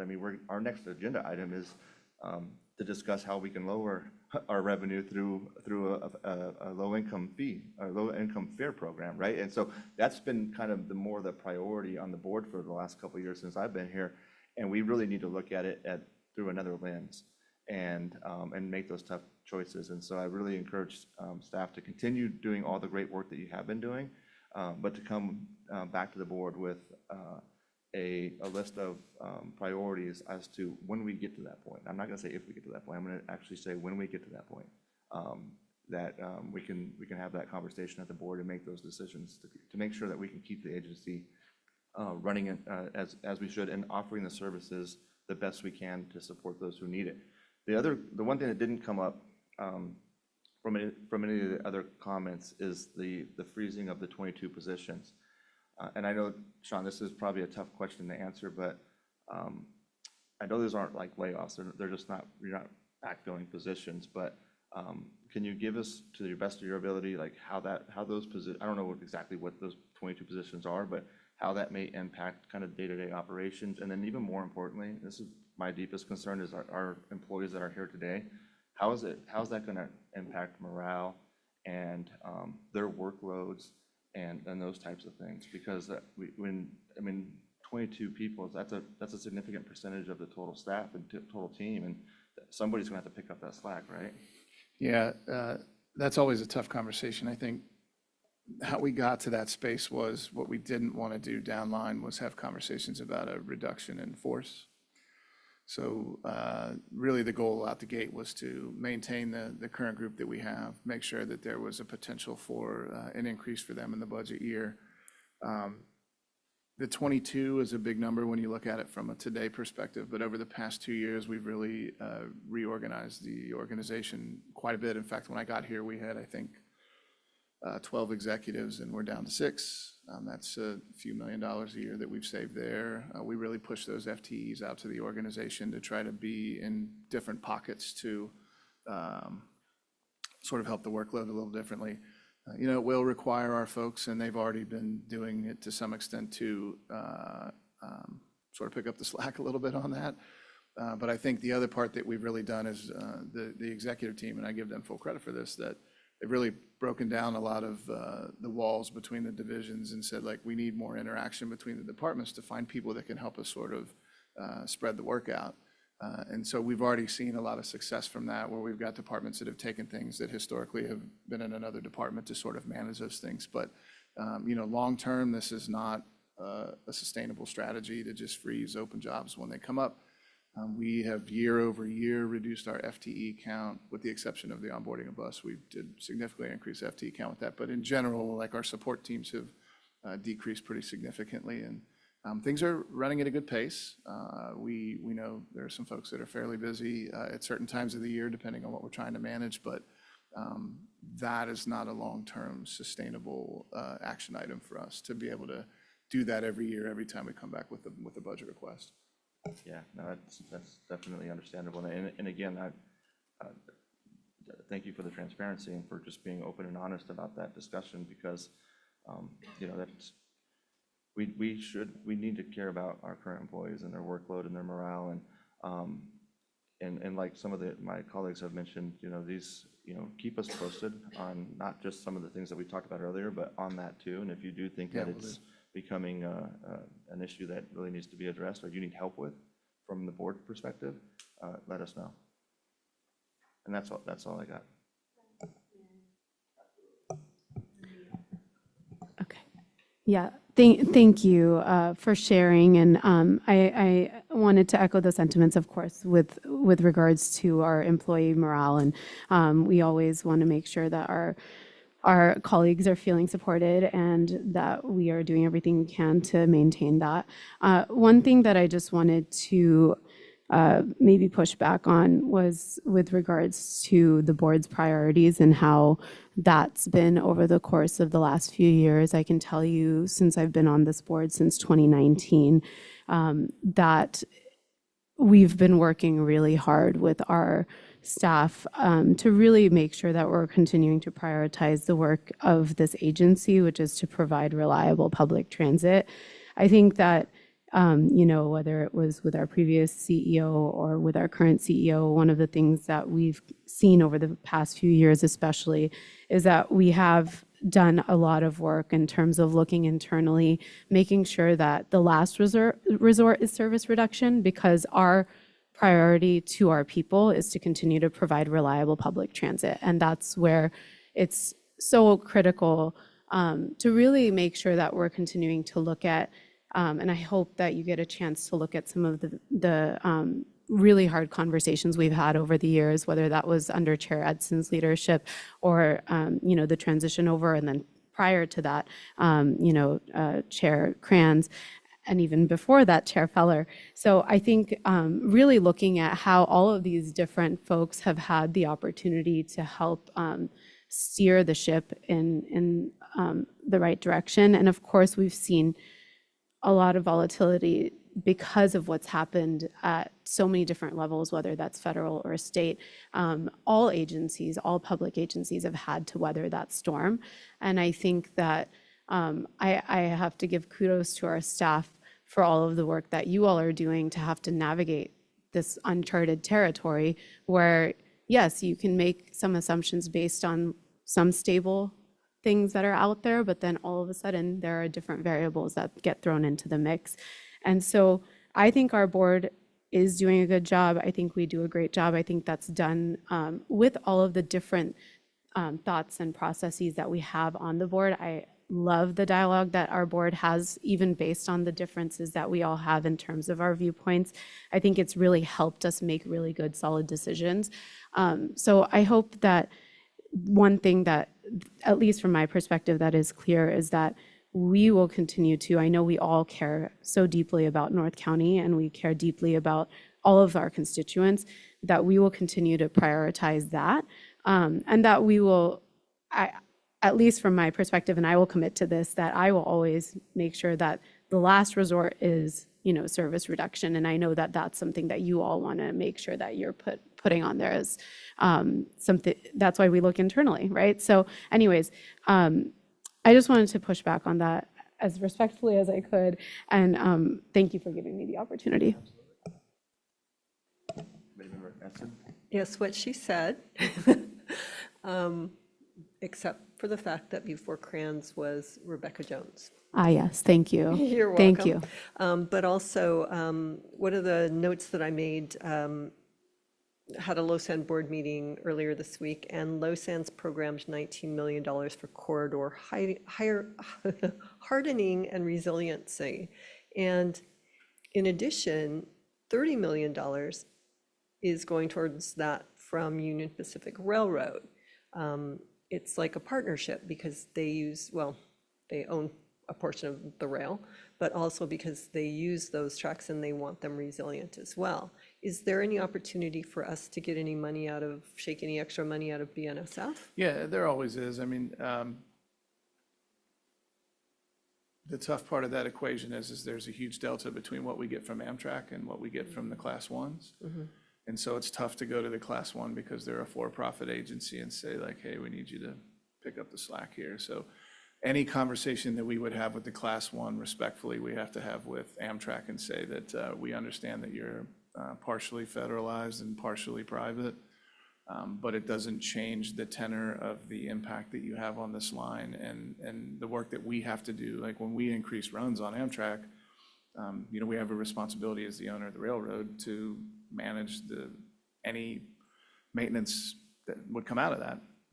It's a similar conversation we're having on the rail relocation on the Bluff as, hey, this is a great plan, but it also doesn't have baked into it long-term sustainability for maintenance of a tunnel or maintenance of a move through the ag district. So what does that really look like financially for us? And so we do have on our list of things to do is to go back to the BN and talk about our maintenance contracts, like what could they do for us from a maintenance perspective that would help us offset some of the cost or increase the revenue generated from that.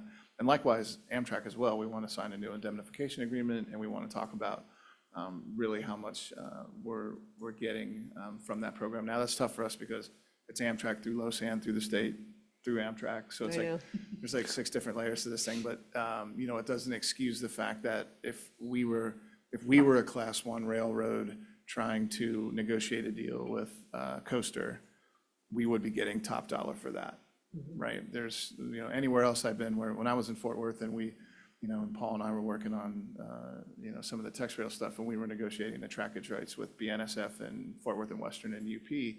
They weren't like, hey, you guys seem like nice people, let's cut you a deal on those track rights. We literally had to sit down and write checks for millions of dollars across the board to try to solve those problems. And I think one of the pieces that, from an agency perspective, because we just appreciate the partnerships that we've overlooked, is some of these agreements we have with Amtrak specifically, but the Class 1s as well. They're good partners, but still could use a little more cash out of that deal, so. I thought that that was important to bring up. Yes. Also, have we ever reached out to, say, like the Padres, for example? Because we put on extra trains for them that benefit them by getting their fans down there. We do. We get a little bit of a in-kind reciprocation from them. So like we run 699s, but they talk about our service quite a bit at the ballpark. They give us a presence at the ballpark, so we get a little bit of a trade-off on some of that stuff with them.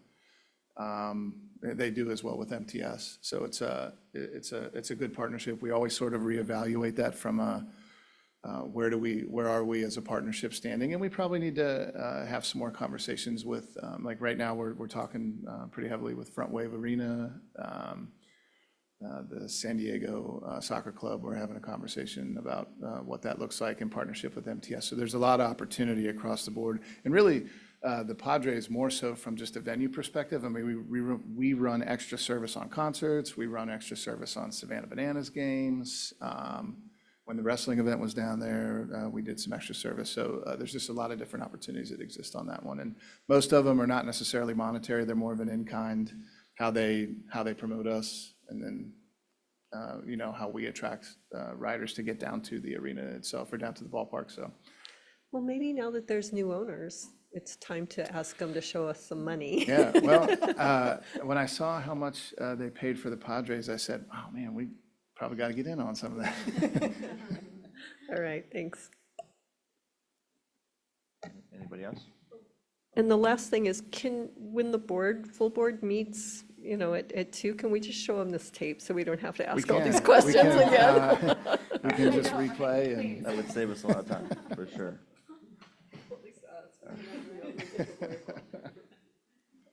Great, well, great discussion, and again, I hope I didn't come across as being negative. I'm just kind of a realist when it comes to these things, and I think, and Yoon and your team and Sean and everybody, I can see that how much work and hard work you put into it, and the magic that literally the magic that you guys have been able to kind of keep this together. But you have been telling us for a while that there's some rough times coming ahead, and so at some point it does fall on the board to give that direction back to you on how to help us be successful. So I'll leave it at that, and we'll move on to item number 2. Thanks, everyone. The last item on our agenda is regarding a low-income fare program. Last month, the board requested that a low-income fare program be considered in the region. Today, we'll begin these discussions as a step towards possibly implementing this program. Alicia Pete Watson, Director of Customer Experience, and Yoni Cholakova, sorry if I butchered that, will present this item. Alicia and Yoni, you have our attention. Oh, good, they took me off, Oh. but I'm still You're here. not on there, Mary, sorry. But you're welcome too. I'll introduce the item and kind of give a recap of how we got to this point, and then I'll pass it off to Yoni and Alicia, who will do the meat of the presentation, and then all 3 of us will be available for any questions. So, as the PAF Committee will recall, at the last board meeting on April 16th, the NCTD Board of Directors voted to recommend that Sandag's Transportation Committee approve a fare change proposal in an effort to increase revenues generated by the transit agencies in San Diego. Sandag, as the administrator of the regional fare ordinance, sets the fares for NCTD and MTS services, which is why the recommendation was made to their Transportation Committee. In response to a challenging financial outlook, like we just spent the last hour and a half discussing, for both of the agencies, last year, NCTD, Sandag, and MTS began the process of conducting a fare change study to assess the impacts of an increase in passenger fares on revenue and ridership. NCTD and MTS conducted robust public outreach and found that riders were largely comfortable with an increase in fares in an effort to mitigate impacts to service. However, staff of all agencies, in recognition of inflationary pressures on San Diego communities, brought forth a fare change proposal that maintained the high discounts that we have been offering to some of the most vulnerable populations in our communities, and that would be the fare class for seniors, those with disabilities, and Medicare recipients. As part of the recommendation made by the board at last month's meeting, the board also directed staff to explore the possibility of implementing a low-income fare program in the San Diego region and to transmit a letter to Sandag expressing support for such a program. NCTD staff did submit that letter, as Sean included in his message to the board earlier this week. NCTD staff assessed existing fare discounts available to vulnerable populations in the San Diego region, as well as discount programs of peer agencies in California as part of this effort. And Yoni and Alicia will now give an overview of what they initial analysis found. Thank you. So currently, customers can qualify for reduced fare through the Senior Disabled Medicare and Youth designation, which includes a minimum of 50% discount on one-way or round-trip fares. This discount increases to approximately 70% for the monthly fare products, and youth only pay fare if they don't have a Pronto card or account. There has been substantial outreach done, and we continue to do outreach with our schools in North County to increase the utilization of Pronto for youth, which allows them to ride at a free cost across our regional network. NCTD also offers a paratransit ID, which is not currently offered by MTS. Customers that are eligible for Lyft paratransit may ride on our fixed routes, so Breeze, Sprinter, and Coaster for free. Additionally, NCTD uniquely offers a Sprinter Breeze Pass, which is our monthly pass priced at approximately 20% lower than our regional fare product. This pass is intended to provide a more affordable option for riders primarily using NCTD services, as the regional monthly fare product also includes access to MTS bus and trolley services. The Sprinter Breeze monthly pass is currently the most utilized fare product within our offering, the SDM fare category for NCTD services, and it is the second most utilized fare product overall. To help maintain affordability, the proposed Phase 2 fare increase would raise this pass price from $59 to $70, and that's approximately an 18% increase compared to the regional monthly fare product, which is proposed to increase from $72 to $95, which is an approximate 30% increase. And lastly, we also work very closely with our social services and our community benefits organizations in North County, offering those agencies an opportunity to purchase a bulk Sprinter Breeze Day Pass, which allows travel at a discounted price on our Sprinter Breeze modes all day.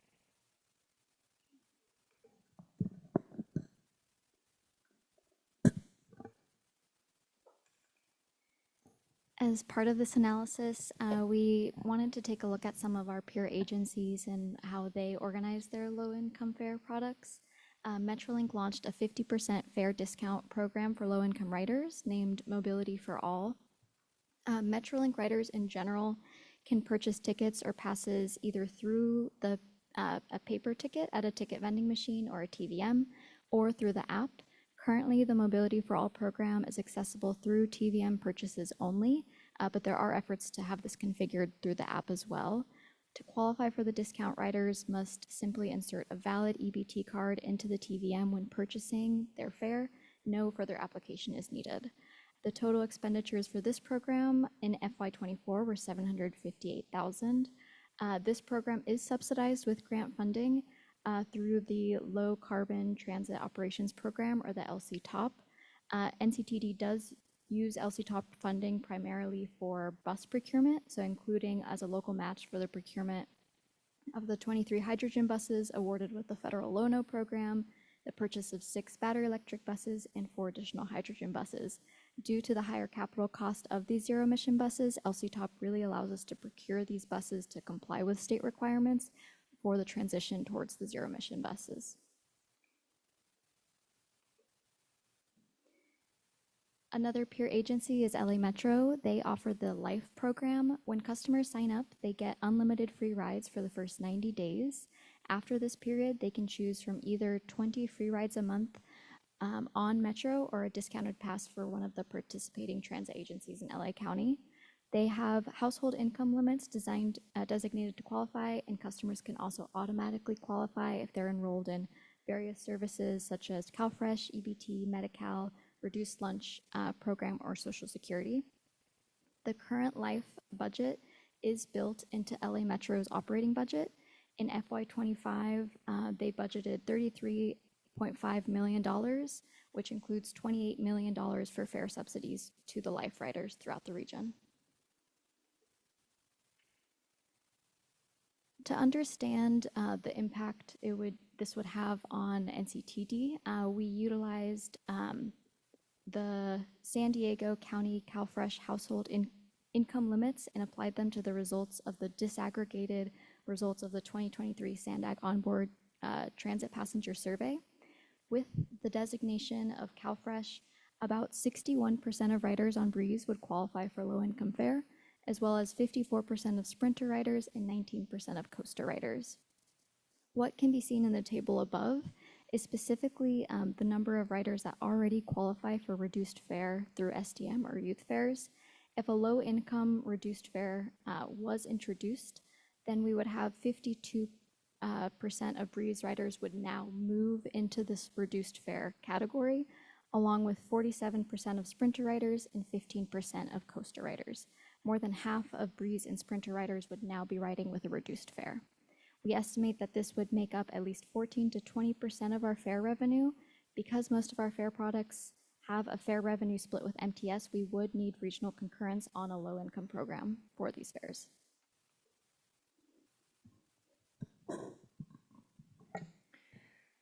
So in closing, I'll recap. We just went through the process of going through a fare study, and in that fare study, it did not contemplate a low-income fare program. As Yoni mentioned, we would need regional concurrence on implementing a low-income fare. There are very few passes that NCTD controls ourselves that don't have a revenue split, that aren't set by SANDAG, or that don't have regional impacts. They're all set by SANDAG. As I mentioned, the first reading of this fare ordinance that contemplated the changes that we studied in the fare study is happening on June 2nd, with the second reading on July 17th. As the board has directed, we have expressed our support for the exploration of a low-income fare program whenever the region conducts another fare change study. And with that, we'll take any questions. Great. Well, thank you for the presentation. Thank you to all three of you. Taylor, do we have any public comments on this item? No, we do not. Okay, great, thank you. At this time, the public registration to comment on this item is closed, and I will open it up to my colleagues for further questions and discussion. Who would like to go first? Okay. All right, I'll start. Thank you so much for just being able to survey what some of the other agencies are doing. The LA Metro Life, that seems great. I don't think it is going to work here. I'm really curious about the mobility for all. What was the budget again for that one?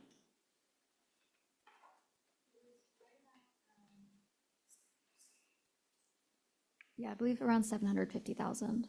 Okay, that's why I put like $758,000. So that doesn't seem like a significant amount. And it would, this is based on their demographics. So when we met with them, something we noticed is that their riders have a substantially different demographic than our riders. So if you take a look at what the percentage of fare revenue would be in our service area, it would be closer to $1.6 to $2 million annually. Okay, and Youth Opportunity Pass right now is like 6, almost 7 million?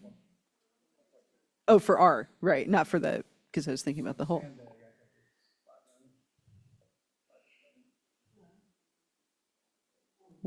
$1.2 million for The us? region, it's about 6. We receive $1.2 million from SANDAG with the intent of subsidizing Youth Opportunity Pass. Right. But it's CMAQ.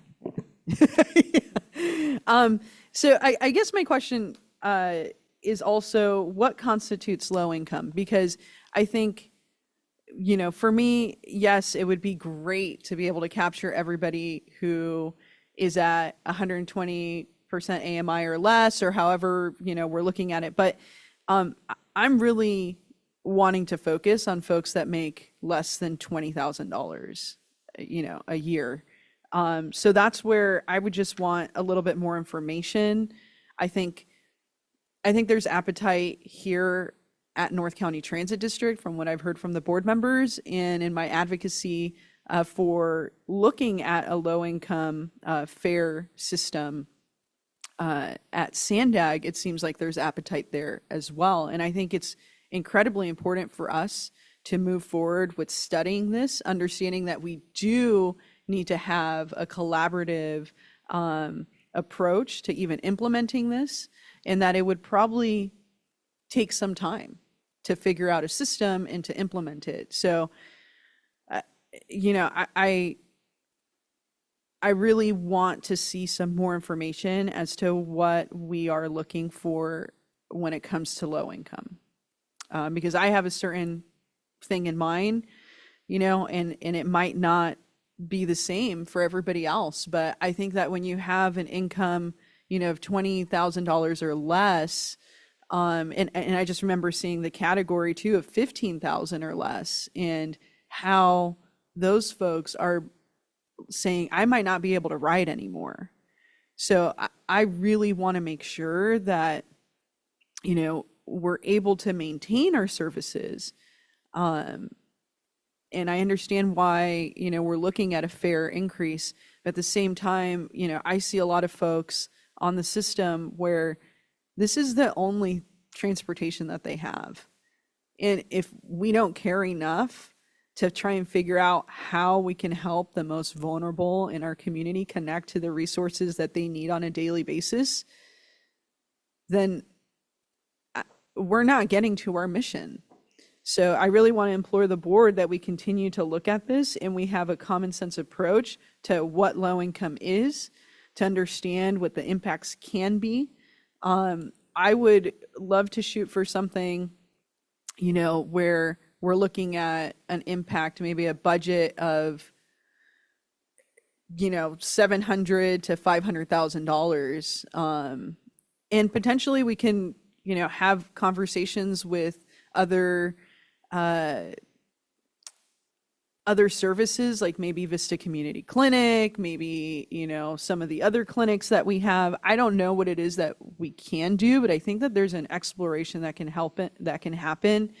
Potentially even with our cities and our senior centers, right? Different things.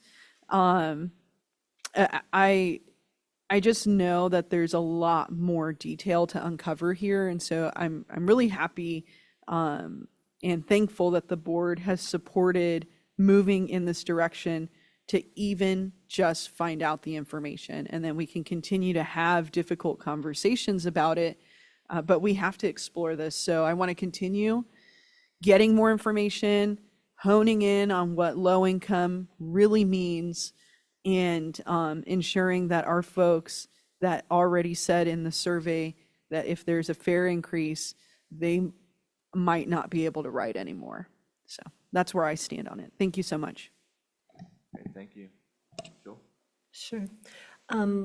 Remind us, please, when the next fair ordinance regional discussion will take place? So per the fair ordinance, it does contemplate a regular cadence of review. Historically, the agencies have done it on a case-by-case basis. If, there was a time in pre-COVID years when we lowered fares, we look at our potential financial outlook in the out years, and then we start the discussion about a fare change. So there is a contemplated regular cadence, but there's no defined date for when the next. So between the last fair ordinance, regional fair ordinance change discussion and the current one, how many years went by? 7. Okay. And that was abnormal, right? Because of certain economic, that's Yes. what I recall. Okay. Like my colleague, the mobility for all seems a lot more sensible, a lot more doable. Also, having someone else define, who qualifies for EBT, that would take it out of the agency's purview of having to make that sort of a decision on qualifier. The 1.6 to 2 million that you mentioned, is that for the entire region or for Sandag alone? Or Just for NCTD just for alone? NCTD alone. Okay, so that's a lot more than than their funding. And is Sandag able to provide us any low-income demographic information for our service area that might be something that captures who Cal EBT recipients are? Yeah, that was, so we essentially pulled that data out of the 2023 onboard transit survey. So part of the inputs into that survey is both household size and income. There's definitely levels of granularity that we can get closer because all the incomes are ranges. But we tried to do a relatively conservative approach and essentially assigning every individual entry, whether it would be considered low income based on those EBT thresholds, which is how we kind of built it into the estimates. Okay, thanks for sharing that. There was, I had a lot of questions only looking at the slide presentation. And something that occurred to me listening to the presentation and thinking about this morning as I reviewed it and then looked up Cal EBT and things, I'm like, what's that? What I thought was, is there potential here to actually increase ridership? If we are, and when I got off the freeway, Wendy's has a sign that says, we accept EBT. And I thought, oh, interesting, right? But only for dine-in. That was actually a question that we asked Metrolink. They indicated that they didn't view it as a ridership generator because the riders that are using their service are typically ones that would already be transit dependent. So from their experience, they didn't find that it increased ridership. Okay. I think that's all I have for now. Thanks. Yeah, thank you. Thanks for the presentation. Just a couple of questions. With regards to being able to drill down further on, what with the income levels, do you happen to know off the top of your head, that category that Board Member Contreras was mentioning, what the number is and then what the percentage would be of the individuals? Yes, we have it based on mode. So we used essentially, CalFresh must be at or below 200% the federal poverty level. So to contextualize that a little bit, a one-person household would be about 31,000. And so we essentially assigned that value per household and then applied that to the onboard survey results. Okay. Do you have that number? Could you share the percentage of individuals? Yeah. Yeah.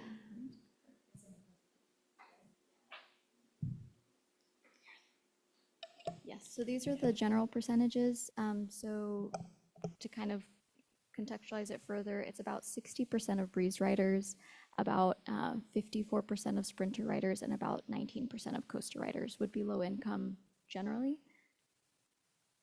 And then we applied the kind of the revenue changes only to the ones that would be added into the fare reduction. So we assumed, the percentage that are already SDM, no changes to that fare revenue.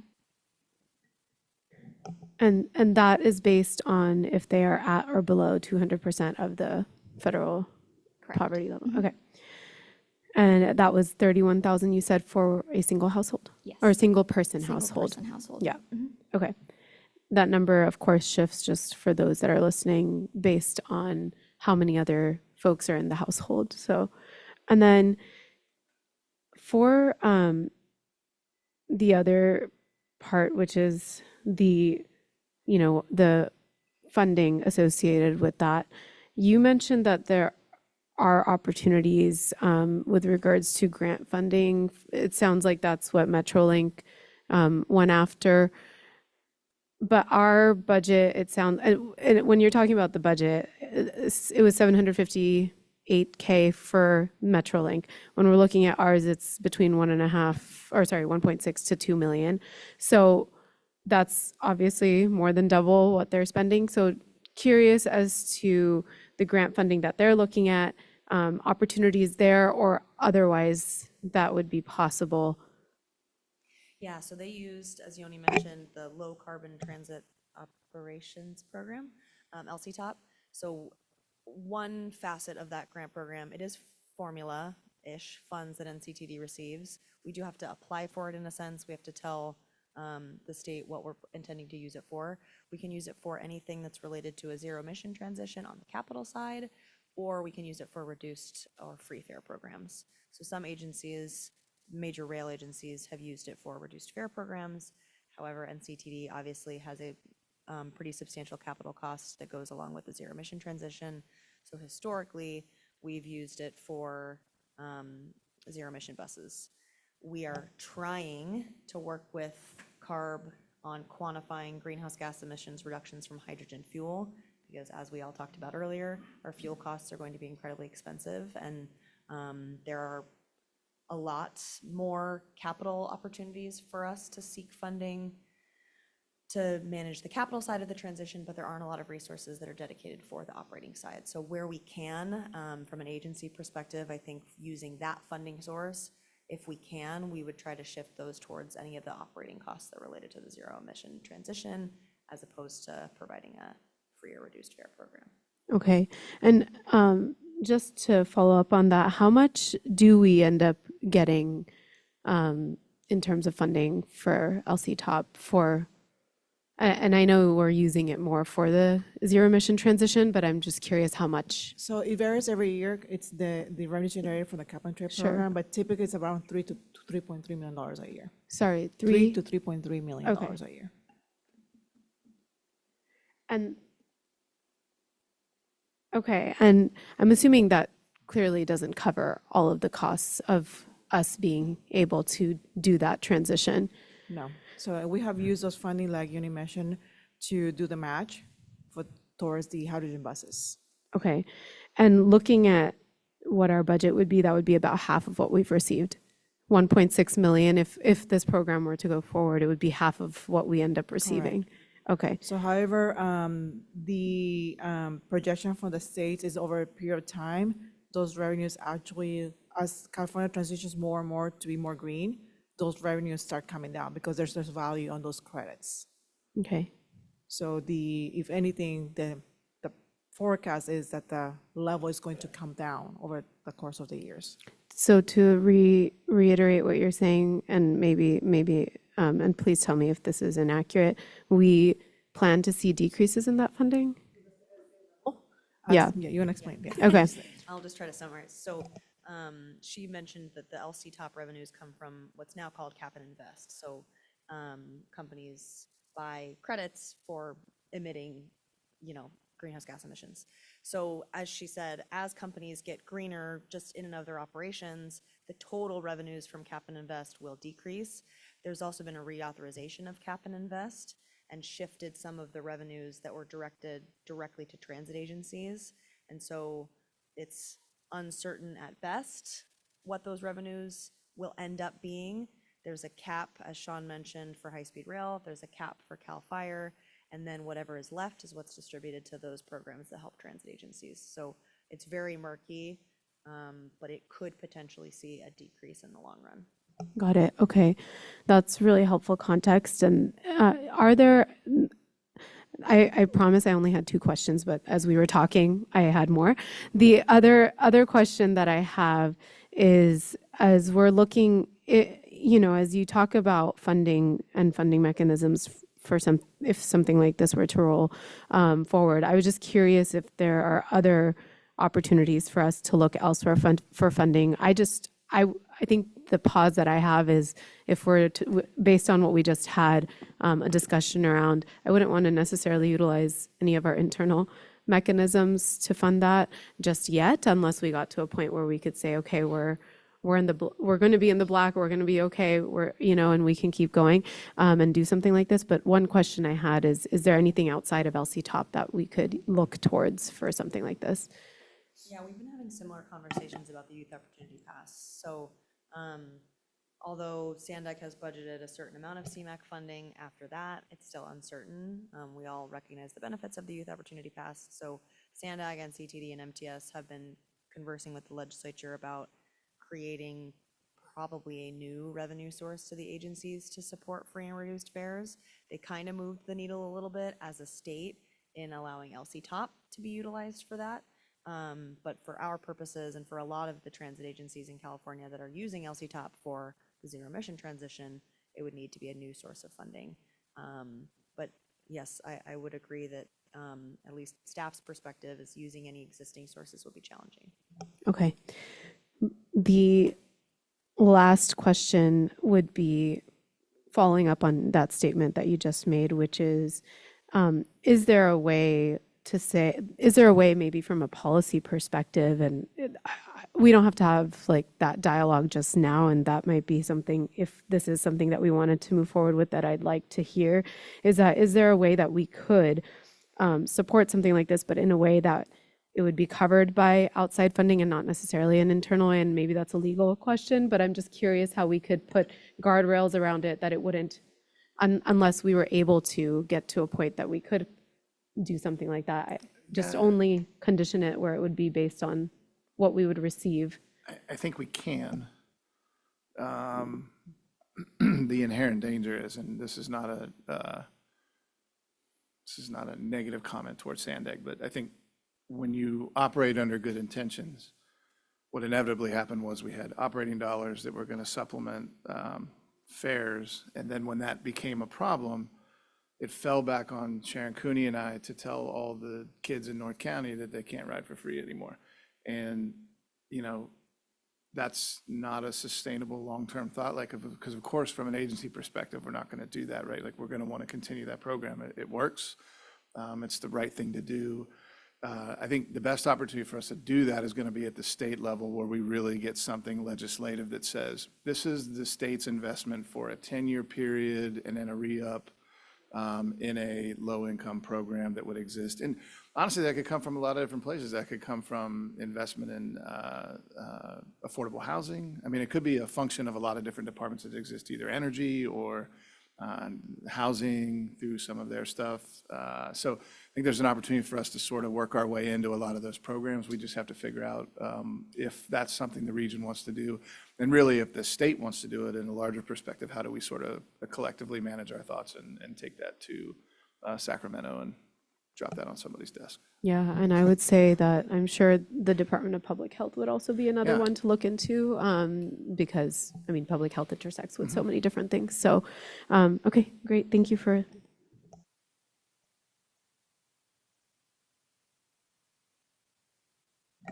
Thank you again, all three of you, for the presentation. It was very informative. I actually really appreciated the kind of the benchmarking with our peers. I learned a couple of tidbits that I did not know, and with regards to how a program like this might be implemented. So I thought that was very helpful, and I definitely think this is a worthy conversation to have at the board level, and I encourage that we continue it. So, oh, absolutely. I just want, seeing that these numbers are based on the 200% of federal poverty rate, I am curious to see what these percentages look like if we're looking at 15K or less or 20K or less, because I would assume that the overall percentage of that type of low income adult would be less than what we're seeing here. And so for me, it's really important to drive the conversation towards the most vulnerable and needy in this situation. And this is, again, just a long-term conversation. And I think that if this committee and the board and Sandag are all on the same page about that, we want to see something like this come to fruition, it makes it a lot easier for us to have a concerted effort to talk to Sacramento and move the state in this direction. But I would like to see an update on these percentages just to fall within, 20K or less and 15K or less, so we could be able to understand what that budget looks like. Thank you. Yeah, thank you. Just on that, is there a way for us, I know sometimes at the city, what we'll do is we will receive a memo update on some of the things. Is there a way that maybe we could get that, and then from there we could potentially, agendize it in the future to make sure that once we've received whatever information, then we can have a more fruitful discussion around it? Yeah, we'll take a look at the 15 and 20K thresholds and how it compares with our existing riders, and we'll transmit that to the PAF committee Okay. And then at the discretion of the chair, if there's a future board item that's Sure. requested, then I think that would be awesome, but also if we could include anything with regards to that state level legislative piece that you were talking about, just something more holistic. The numbers are great, but I think being able to figure out how do you actually like materialize this is helpful so that we can figure out does it make sense to have that dialogue now or in a few months or whatever that looks like. So I won't hold up the update on the numbers with an update on the state Sure. legislation. It's, the conversations have been had, however, it hasn't been very fruitful, so. Oh, yeah. If there is any update on that, we'll certainly transmit that to the board. Well, and We'll send the numbers first. and when I say the state level legislative piece, it was more around what the CEO was talking about around the different agencies and how we could potentially leverage some of those with regards to the funding. So if we could look at some of those buckets to try to understand what that might look like, that would be great. And then, of course, yes, I am aware of how much you all have been trying to do at that level. Oh, yes, I know. So just keep us posted on how we can help on that too. But other than that, what I meant was more around the funding. Thank you. That concludes our discussion on this. We'll move on to the next item, which happens to be any comments from the committee members? No? Okay, hearing none. Okay, then we'll just do a kind of a recap of our upcoming meetings. We have a regular board meeting here at 2:00 here shortly in this room. And then the Marketing Service Planning and Business Development Committee meeting will be on Thursday, June 18th, 2026 at 11 a.m., followed by the regular board meeting also on June 18th, Thursday, June 18th, 2026 at 2 p.m. And we are adjourned. Thank you, everyone.